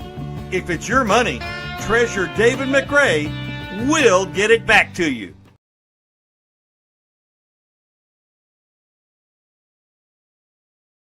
Mississippians love football, and our high schools in South Mississippi like Gulfport, Moss Point, and Ocean Springs stay connected with their students, parents, and community by live streaming events, including football through WSN Live. WSN Live provides your school with everything you need for professional and seamless live streams that are easy for students to run. And your fans can watch online from anywhere on any device. With WSN Live, your school gets the right gear, a rock-solid network, and game-time tech support. Learn more at WSNLive.com. Welcome back to Friday Night Under the Lights, the last show for this year. This will wrap up 35 years of doing this show. And a big thanks to Dr. Dave Shouse, who's up in the North Carolina. Will the Thrill, who gets all of our scores in for us. Ty Bailey, back on taking your calls. Ty's actually become bigger than the show itself. Yeah. But look, folks, I'm going to tell you, just making him feel good is not going to get you in line any faster. You call it 11:20. You're supposed to be on 11:40. You're going to listen to everybody until 11:40. Just kidding. And of course, Chris Saxon, our producer. What in the world would we do without him? Okay, Granny said he was going to be at one of the best places to watch a high school football game tonight, and it was Raleigh. Yeah. And he joins us now. Good evening, sir. Hello, Russ. Hey, George. How y'all doing? Hey, good, Granny. So, was it as good as you thought it was going to be? Yeah, it was. Raleigh, played a good game. I was the first one in the stadium, and I got there to fill the seat. No, I would never. I would never. No. I'm stunned. Yeah. Hey, I know better than to get to a Raleigh game late. I know that. So you won't find nowhere to park if you get there late. So I get there early, 5:45, and I sit right in front of the concession stand up against the railing there. And hey, that was the best seat in the house. You can see everything. You kind of think you had a college game, and I didn't think it was possible for Raleigh to fill up their home side. Russ, they filled it up tonight. Really? How about that? They did. And you saw my picture I sent you before the game started. Yeah. You saw that picture. It was high up. I mean, on the top of the step, and it was a great view up there. Raleigh, that's a big place for a school that size. Yeah, it's a 3A school. It was 2A last year. Right. But they've redone that stadium. They've redone it a little bit. I didn't know that. Put a lot of railings up, put new lights up. I mean, the stadium looks good now. So, talk to me about the Raleigh football team. Well, Raleigh, they got behind 7-0. Raleigh, some of their quarterback, he threw a 70-yard bomb for a touchdown. Well, Raleigh come back, next possession, they throw a 70-yard bomb for a touchdown. So 2 70-yard bombs for a touchdown to start with. Then Raleigh runs it in, makes it 14-7. It was 14-7 at halftime. Raleigh took this game over in the second half. They used a good defense and kind of shut Seminary down. 27-14 was the final, but Raleigh played a great game, and they're going to play, I believe it's Knoxville County again. Knoxville County, yeah. Next week. I mean, it's going to be another great game. It was 50-49 about 2 or 3 years ago. I remember that. I remember that. It could be the same thing, but I can't wait to hear about it or watch it or whatever. But it's gonna be a great game. Have you heard the scores pretty much all tonight from the show? Have you been able to hear all the scores? Yeah, I've been riding around. There's a lot of little towns in Mississippi. You know that. Yeah, I know that. And what score jumped out at you that surprised you the most? Oh, that Hattiesburg game. Yeah. Hattiesburg and Picayune. Yep. There's a lot of little towns in Mississippi. What people do is they ride around, listen to them. And Stringer is one of the little towns. That's the I was in Raleigh a few minutes ago. I'm in Stringer now, and I've been riding around listening to your show. This has been a great show for 35 years. Hey, it's a fifth quarter for a lot of people. Ty Boyle, he gets everybody fired up to start with. Then Brandon Fields, he calms everybody down with his. That's the bookends right there. It's great on both by Ty and by Brandon. They both do a great job. Ty gets everybody fired up. Yeah. Not as much as Granny does. Hey, we got Johnny Mims on the other line. We're gonna let you go, and I will see you at the All-Star game in a couple of weeks. All right, thank you. Okay. Thanks, Granny. Over at Raleigh. All right, somebody's staying up late with us tonight. Johnny Mims, Mississippi Association of Coaches, has got a couple of all-star games coming up.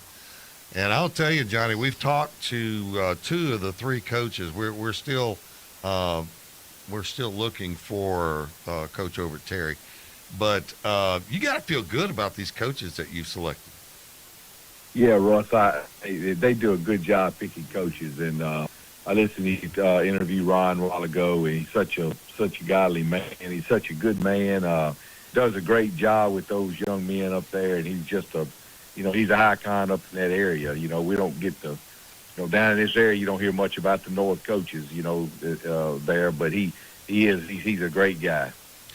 That process has got to be harder in some aspects than choosing the players themselves, because you've got so many coaches across the state. You got to try to get all of them a little bit of time, don't you?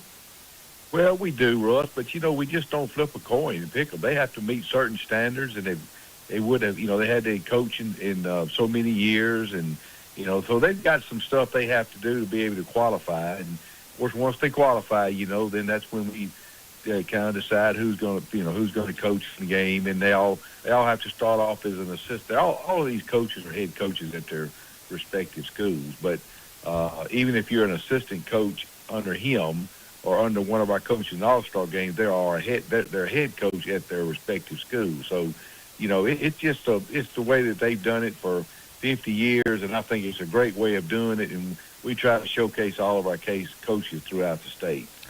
Well, you got the game here this year. I know you worked, tirelessly to get that MHSAA game back to the state of Mississippi a couple of years ago, and having done the games like I've done, we really always turn out a good crowd for that game. In my opinion. Yeah, we have a great crowd, and then if it's weather's got to play on it, but we've been fortunate the last few years. Again, we host a game every other year. Odd years, I say, we get to host a game, and we've been blessed with great crowds, and that's just got a lot to do with the weather, and if we can get a 55 or 60 degree temperature and the sun's out, we just have a great turnout. And the Rock down there at USM does such a good job hosting us down there, and kudos to them, and Kim Shelby for hosting us down there. We couldn't do it without them, and just all the volunteers that come and help, all of our coaches, that doesn't necessarily coach in the ball game, but just come down and help us. It's quite a task to put this on, and we'll be down there for a week getting them ready to play, and trying to line and dine them all week like they do us when we go there, the Alabama players and coaches, and take care of them all. But come Saturday, we want to send them home with the head tucked. That's right. Bottom line. Then you got the Blackwell game, and you're going to make history this year. You will be the last ball game in that stadium. Yeah, and that's kind of bittersweet, though. They've done Gulfport has stepped up and actually hosted this game for us, and it's got a lot of memories, a lot of hair, a lot of back. Just memories of that stadium. Goes back a long way, and but we're looking forward. They're building a brand new complex over at their school, and it's going to be beautiful. I saw the drawings of it and layouts of it, and these schools, these high schools now, I tell you, some of these places are they're to die for. They're just they're putting a lot of money in their facilities now, and rightfully so. It creates good atmosphere at the school, and if you talk to anybody that's got a good football program or with that any kind of athletic program, they usually have a pretty good school too. Hey, who's your captain, your honorary captain for the Bernard game this year? He's going to be Dr. Harper, Ontario Harper. He was a principal and assistant superintendent at Gulfport School District for a while, and he left, and then he went to Moss Point, turned that school district around, and I had him come speak at our coaches clinic this year, and we probably had about 500 people in the room when he's talking, and every one of them after it was over with walked up to me and said, "Man, this is the best I've ever heard." Wow. So he's a good inspiration. Knows that area down there, and just ex-ball player himself. So yeah, it's going to be good. And you'll have the banquet on Friday night, which we're going to stream. All the families will be there. We encourage the families to go because it's a big night for the boys, and we introduce both teams, and it's just really a great night. So we're going to stream it, and we'll make it available on Friday night on the lights.com, and also the MHC website too. And then of course, now that kickoff the next morning is it at 11:30? 11:30. Okay. Correct. All right. 11:30. Well, and what we do on that reel, if I've got a second, what we do is, as you well know, we'll call the captains up for the north and south at the banquet, and we'll flip a coin to decide who's home and who's visitors, and then we'll make an announcement after the game where the parents and everybody coming to the game will know which side to sit on, if they're north, whether they're going to play home or visitors or home, Right. but then, we actually let them, decide which way, what goal they're going to defend, when they get there that next day. So, but yeah, we do it good. It's a really good atmosphere that we do, and sells out every year too. So we've just been blessed to have this going on, and the history of the Bernard Bracco. And I heard you was talking about the quarterback that played in the ball game, Gardner Minshew. Oh yeah, Gardner. I mean, no doubt. And then we got a running back that's Ahmad Harvey that's from Lawrence County. He's a running back from Missouri right now. That's so right. That's breaking right. records. So, and we could go on and on. On So- and on. Yeah. Oh yeah, yes indeed. So this game has got plenty of talent in it, like Ron was telling you, Coach Price was telling you, and I tell you what, the speed of the game really opens up. It makes me work twice as hard just trying to keep up with those guys. Yeah, you're right. We're going to let you go to sleep, and we got 30 more minutes. We're going to talk to the coach from Terry, Mississippi, coming up, and also get a report from down on the coast tonight. Johnny Mims, thank you so much for all you do for the Mississippi Association of Coaches, and we'll see you at the Miss Al game. Thank you, Russ. Appreciate what you do, and tell old Chris Saxton I said to keep you straight.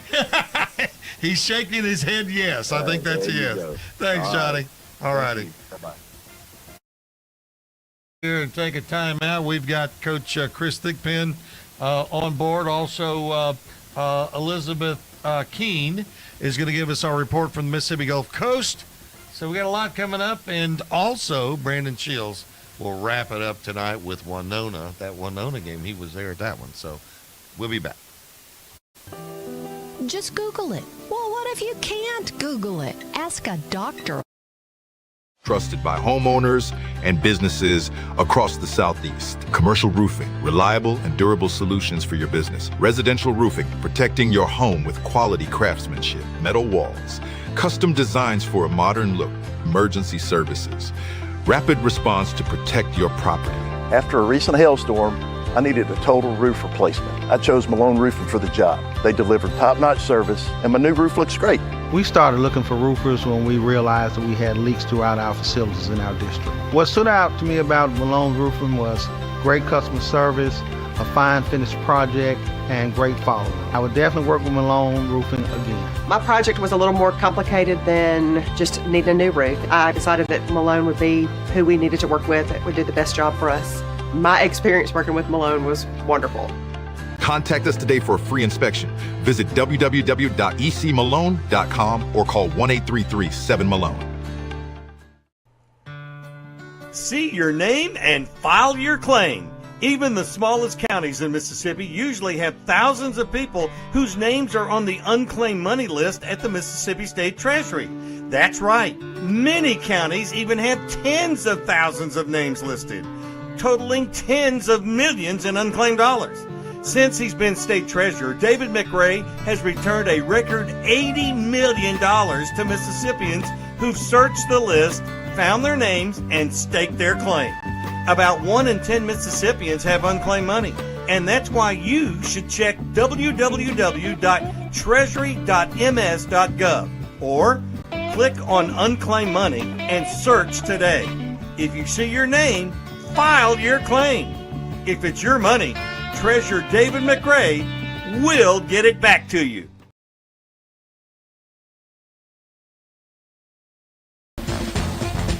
Mississippians love football, and our high schools in South Mississippi like Gulfport, Moss Point, and Ocean Springs stay connected with their students, parents, and community by live streaming events, including football through WSN Live. WSN Live provides your school with everything you need for professional and seamless live streams that are easy for students to run. And your fans can watch online from anywhere on any device. With WSN Live, your school gets the right gear, a rock-solid network, and game-time tech support. Learn more at WSNLive.com.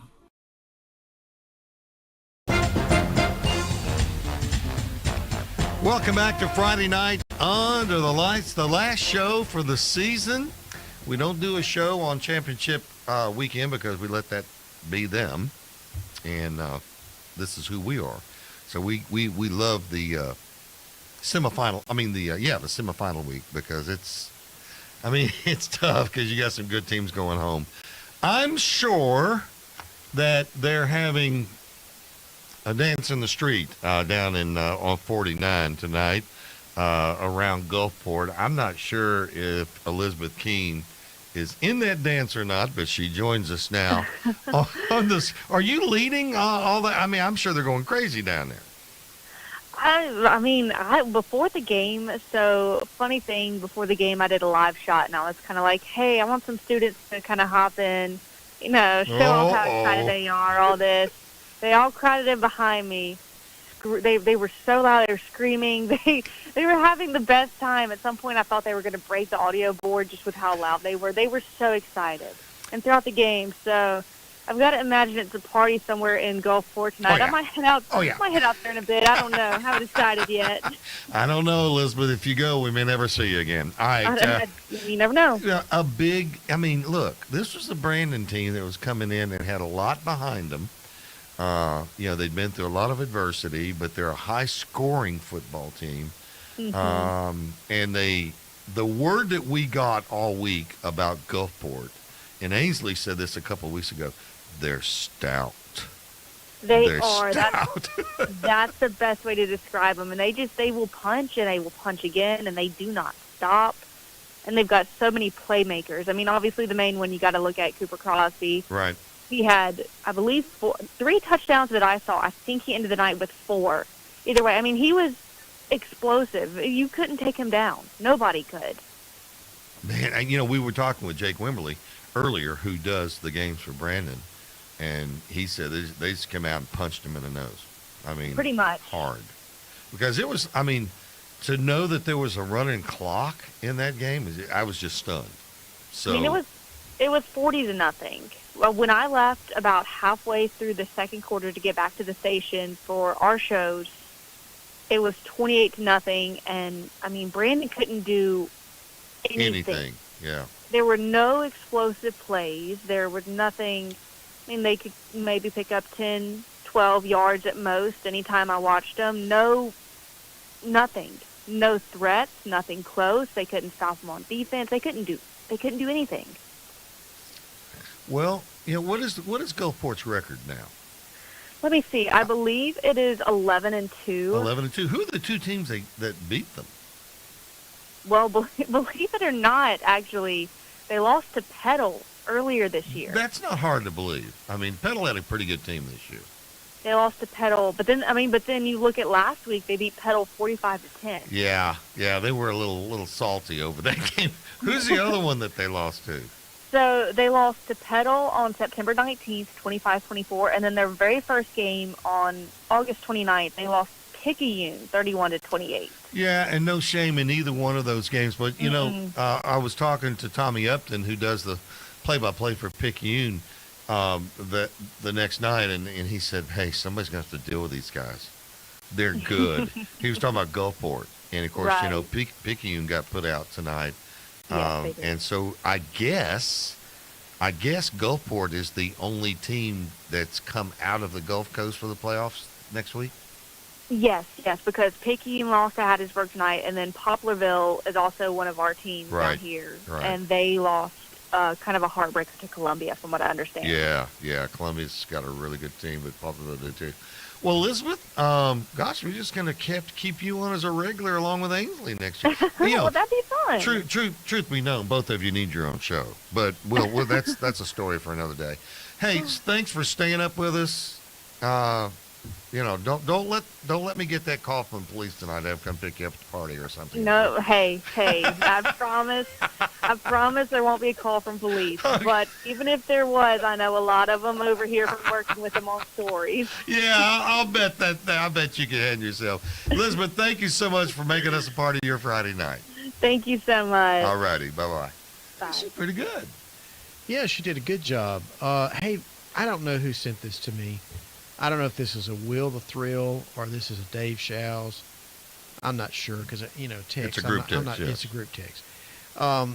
This is an interesting side note. Out of 310 teams, you got to add both the MHSAA and the MAIS. There are only 3 teams in the MHSAA that have a chance to finish the season undefeated. So only 3 of 310. There are only 3. Wow. And they're Simmons in 1A. Yeah. West Point in 5A, and then Columbia. Yeah. I can see all that in 3A.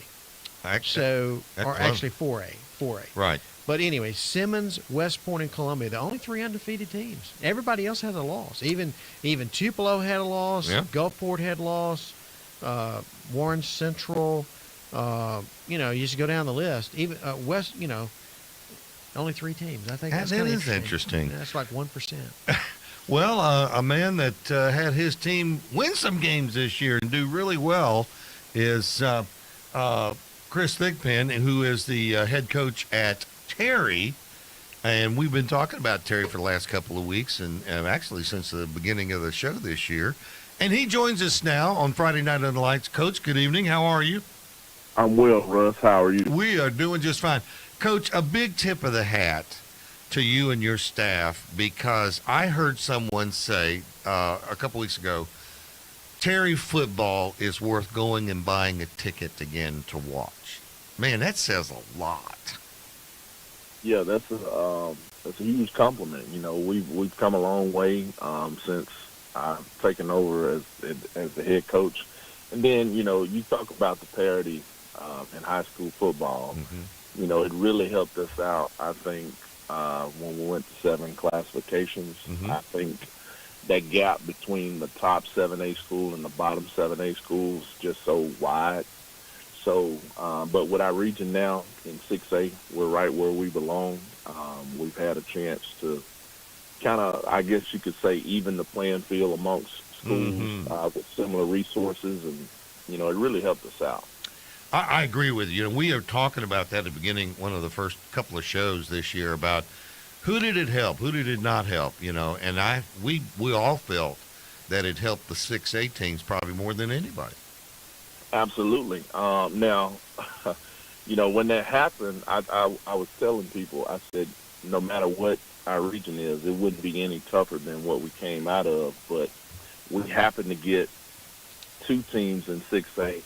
The only 2 teams, I believe, in 6A that averaged a winning season over the last 20 years, which was Picayune went up to 6A, and West Jones went up to 6A. They were both 5A schools, and so West Jones is in our region. And our region champ, Hattiesburg, punched their ticket tonight to the state championship game. So punched being the operative word. I mean, wow, that was I don't think Mike Peterson, he's a reporter for us on the show about the Tigers, and he just said they came out guns a-blazing tonight. I pass by on I-55, and I look over at the many, many changes that have been there at Terry and Byron with the Bulldogs. And you know what, Coach, we talk about this so many times, but doesn't facilities play a big role in how your team plays? Absolutely. I mean, you gotta understand, at the end of the day, you're still appealing to young people and kids. And so, when they see one school has better facilities, better uniforms, et cetera, they get excited about that. Yeah. So, you want the best for your kids, you want the best for the people in your community, in your team, and it's almost like an arms race. You see it on the college level, but it's also the same on the high school level. I mean, you look at the teams that are going to be playing next weekend, it's not a coincidence, why a lot of those teams are successful. They have good players, they have good coaches, they have administration, and a community that really fully support what they do. You hit that nail on the head. Now, very quickly, you're head coach for the Bernard Blackwell game, correct? That's correct. All right. How do you feel about your chances? Well, I'm excited. First of all, last year was my first year to be a part of the Bernard Blackwell game. I was the scout coach. And so now I'm the head coach. We've got a really, really good staff that we assembled. We have some really good players. I heard Coach Price talking earlier. They'll be a tough opponent to play, but I'm excited to lead the South group in what will be the last game played at Milner Stadium. Oh, I know. I just got history written all over it. That scout coach job is not as easy as everybody thinks it is. I mean, that's a tough one to break in on. It is. You have to go, watch the other team practice. You're looking at the personnel. You're trying to pick up on what they do best, all within a short amount of time. And so, but it gives you a good perspective of what each team is, what the team coming in with. I'll give you a quick fact about Milner Stadium. Okay. The only other time I played in a game at Milner Stadium was when I was in high school in 2002. And I played at Taylorsville High School, and we won the South State Championship game versus St. John's School in Gulfport. I don't know if they're still around. I don't think they are, but was Matt coaching back Taylorsville back then, Caldwell? He sure was. He was our offensive line coach, and he was the guy who actually hired me first as an assistant in 2010 when I started my career. So that's awesome. That's awesome. Well, Coach, we're going to have to let you go. We're up against the break. I think you're one of the best stories in high school football this year, and I look forward to seeing you. I'll be calling that All-Star game, and I look forward to seeing you down there in Gulfport. Awesome. Thanks for having me. All righty. Chris Thigpen played in the game down there. How about that? Yeah. All right, we're going to take a timeout. Believe it or not, we're rounding the third base and headed for home. Brandon Shields is going to talk a little Winona football coming up. Keep it right here Friday night. Under the Lights continues in a moment.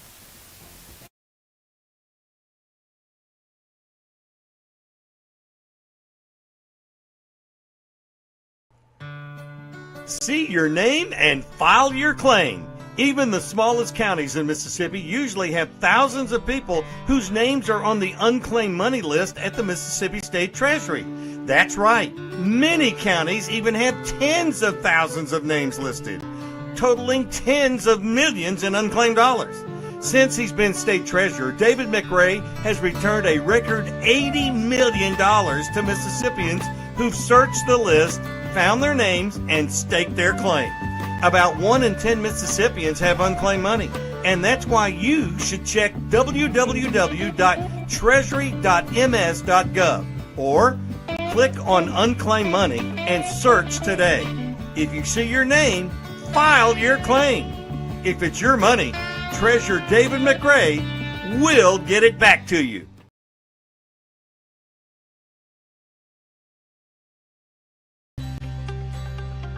Commercial roofing, reliable and durable solutions for your business. Residential roofing, protecting your home with quality craftsmanship.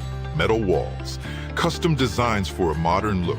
Emergency services, rapid response to protect your property. After a recent hailstorm, I needed a total roof replacement. I chose Malone Roofing for the job, and my new roof looks great. Contact us today for a free inspection. Visit www.ecmalone.com or call 1-833-7-MALONE.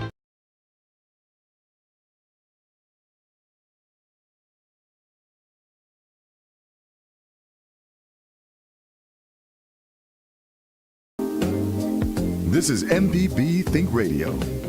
Mississippi is our mission.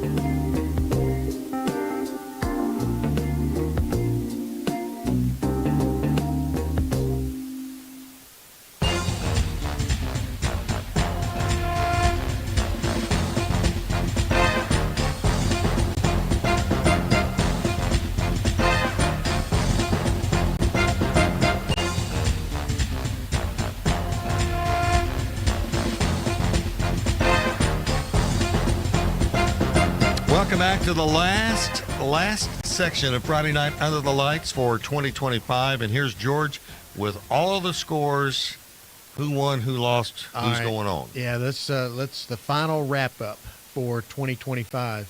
7A North Tupelo defeats Oxford 21-20, and in the South it was Gulfport over Brandon 40-7. In 5A, or excuse me, 6A North, Warren Central prevails over Ridgeland 45-42. And in 6A South, it's Hattiesburg over Picayune 47-27. 5A North, West Point prevails over Holmes County Central 20-6.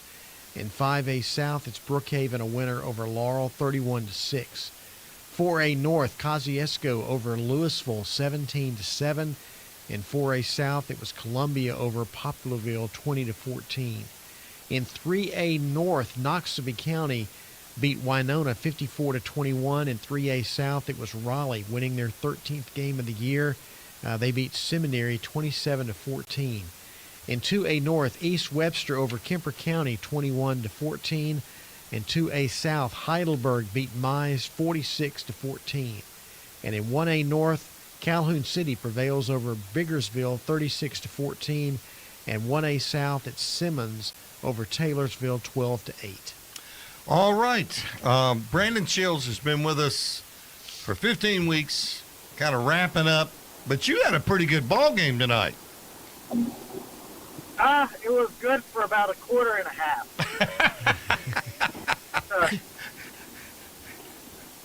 And tell us about it. It was Winona? It was Winona. Winona, Noxubee County. Noxubee wins 54-21.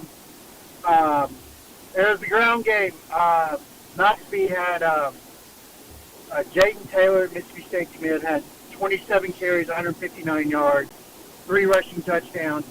Then the quarterback, Jakeem Goodwin, had 154 yards on 27 carries and 4 touchdowns rushing.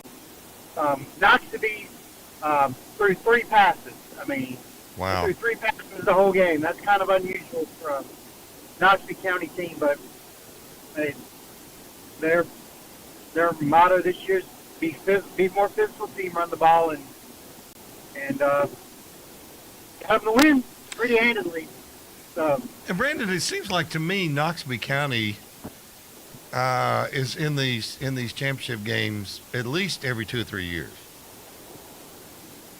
Well, this is their 3rd in a row, 6th time in 7 years in 3A state title games.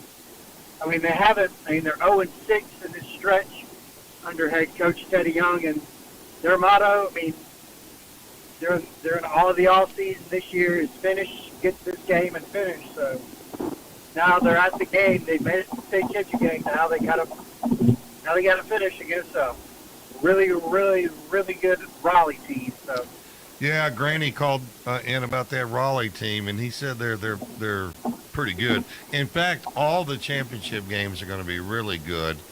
Did the I got to ask you, did the Tupelo Oxford outcome surprise you any?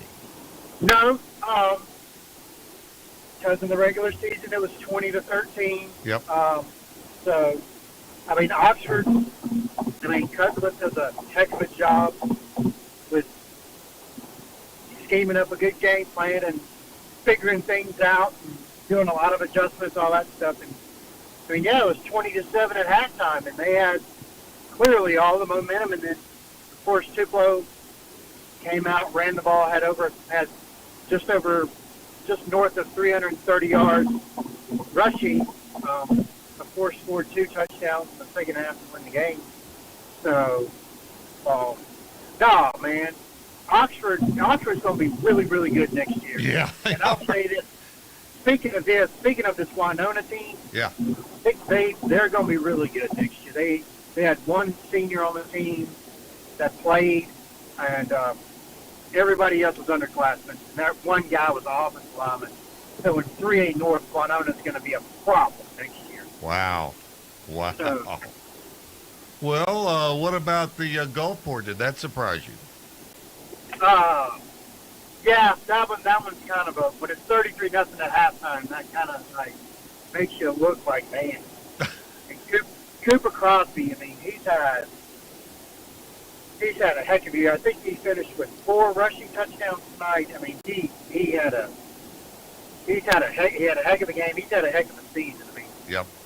I mean, he's been the sleeper, so to speak, in 7A. Obviously, J.J. Hill and J.J. Hill and Colin Bobo, the two running backs, the two play, they get a lot of love because they're the best team. Right. Because they're the two best players on the best team. Right. Right. That's, I mean, take it how he is. Take it how it is. But he's had a fantastic season. He's got over 30. He's got close to 35 rushing touchdowns. Good grief. So yeah, he's had a heck of a year. If you were told that you could only watch one of the championship games coming up next weekend, which one would it be? Luckily, I get to be at all 7.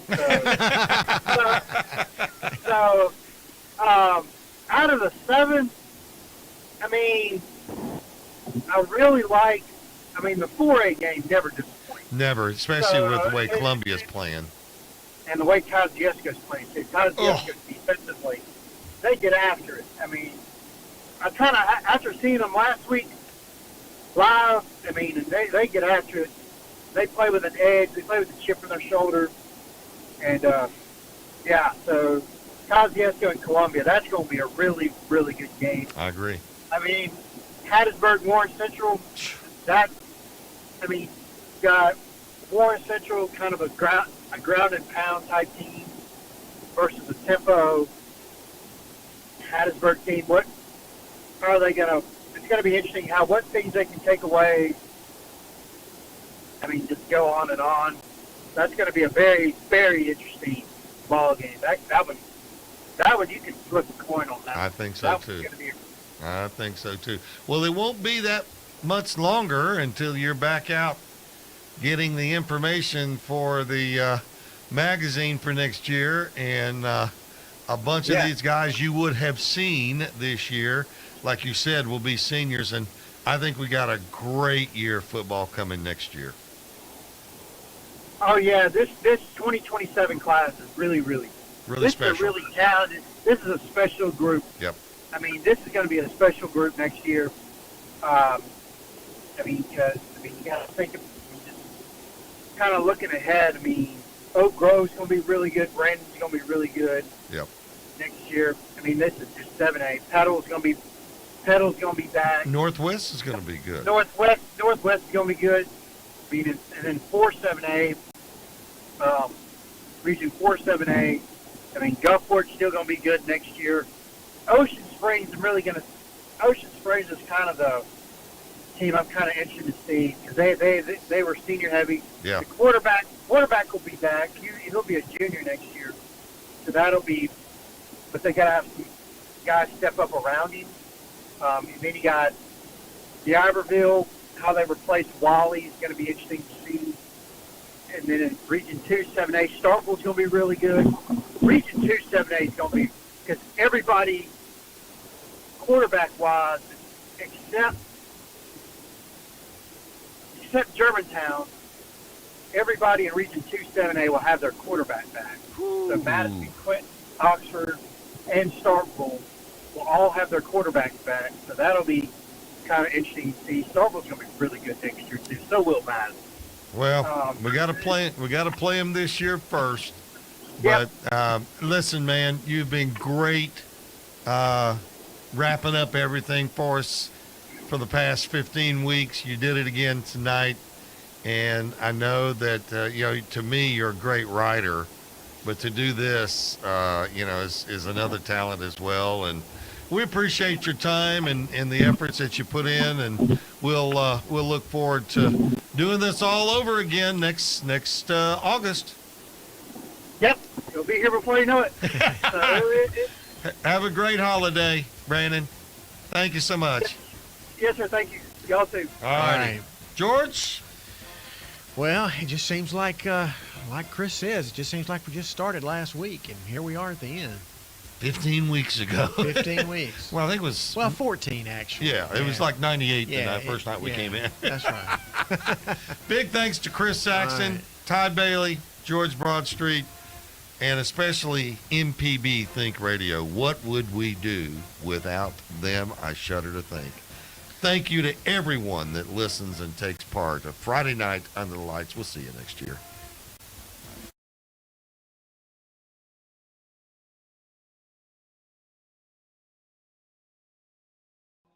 Hello, Mississippi. Did you know that the average student graduates college with $30,000 worth of debt? That amount of debt can delay major life milestones, including getting married, buying a home, and starting a family. But don't worry, we've got some good news for you tonight. College Savings Mississippi and Treasurer David McRae can help you reduce or eliminate that debt. Their plans are flexible and affordable. Start saving for as little as $25 today. Visit treasury.ms.gov/college savings to learn more. 1 in 10 Mississippians has unclaimed money awaiting claim at the state treasury. There's literally hundreds of millions of dollars waiting to be united with the rightful owner. At www.treasury.ms.gov to search. You'll see your name and stake your claim by following these instructions. You'll be asked for some basic ID like a copy of your license or a government-issued ID, then hit send. Treasurer David McRae has a dedicated unclaimed money team awaiting your claim, ready to return your money. Don't wait. Look for your name and stake your claim today. www.treasury.ms.gov.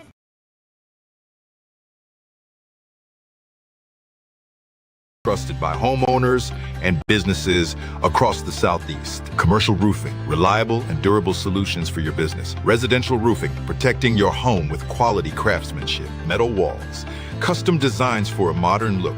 Emergency services, rapid response to protect your property. After a recent hailstorm, I needed a total roof replacement. I chose Malone Roofing for the job. They delivered top-notch service, and my new roof looks great. We started looking for roofers when we realized that we had leaks throughout our facilities in our district. What stood out to me about Malone Roofing was great customer service, a fine finished project, and great follow-up. I would definitely work with Malone Roofing again. My project was a little more complicated than just needing a new roof. I decided that Malone would be who we needed to work with, that would do the best job for us. My experience working with Malone was wonderful.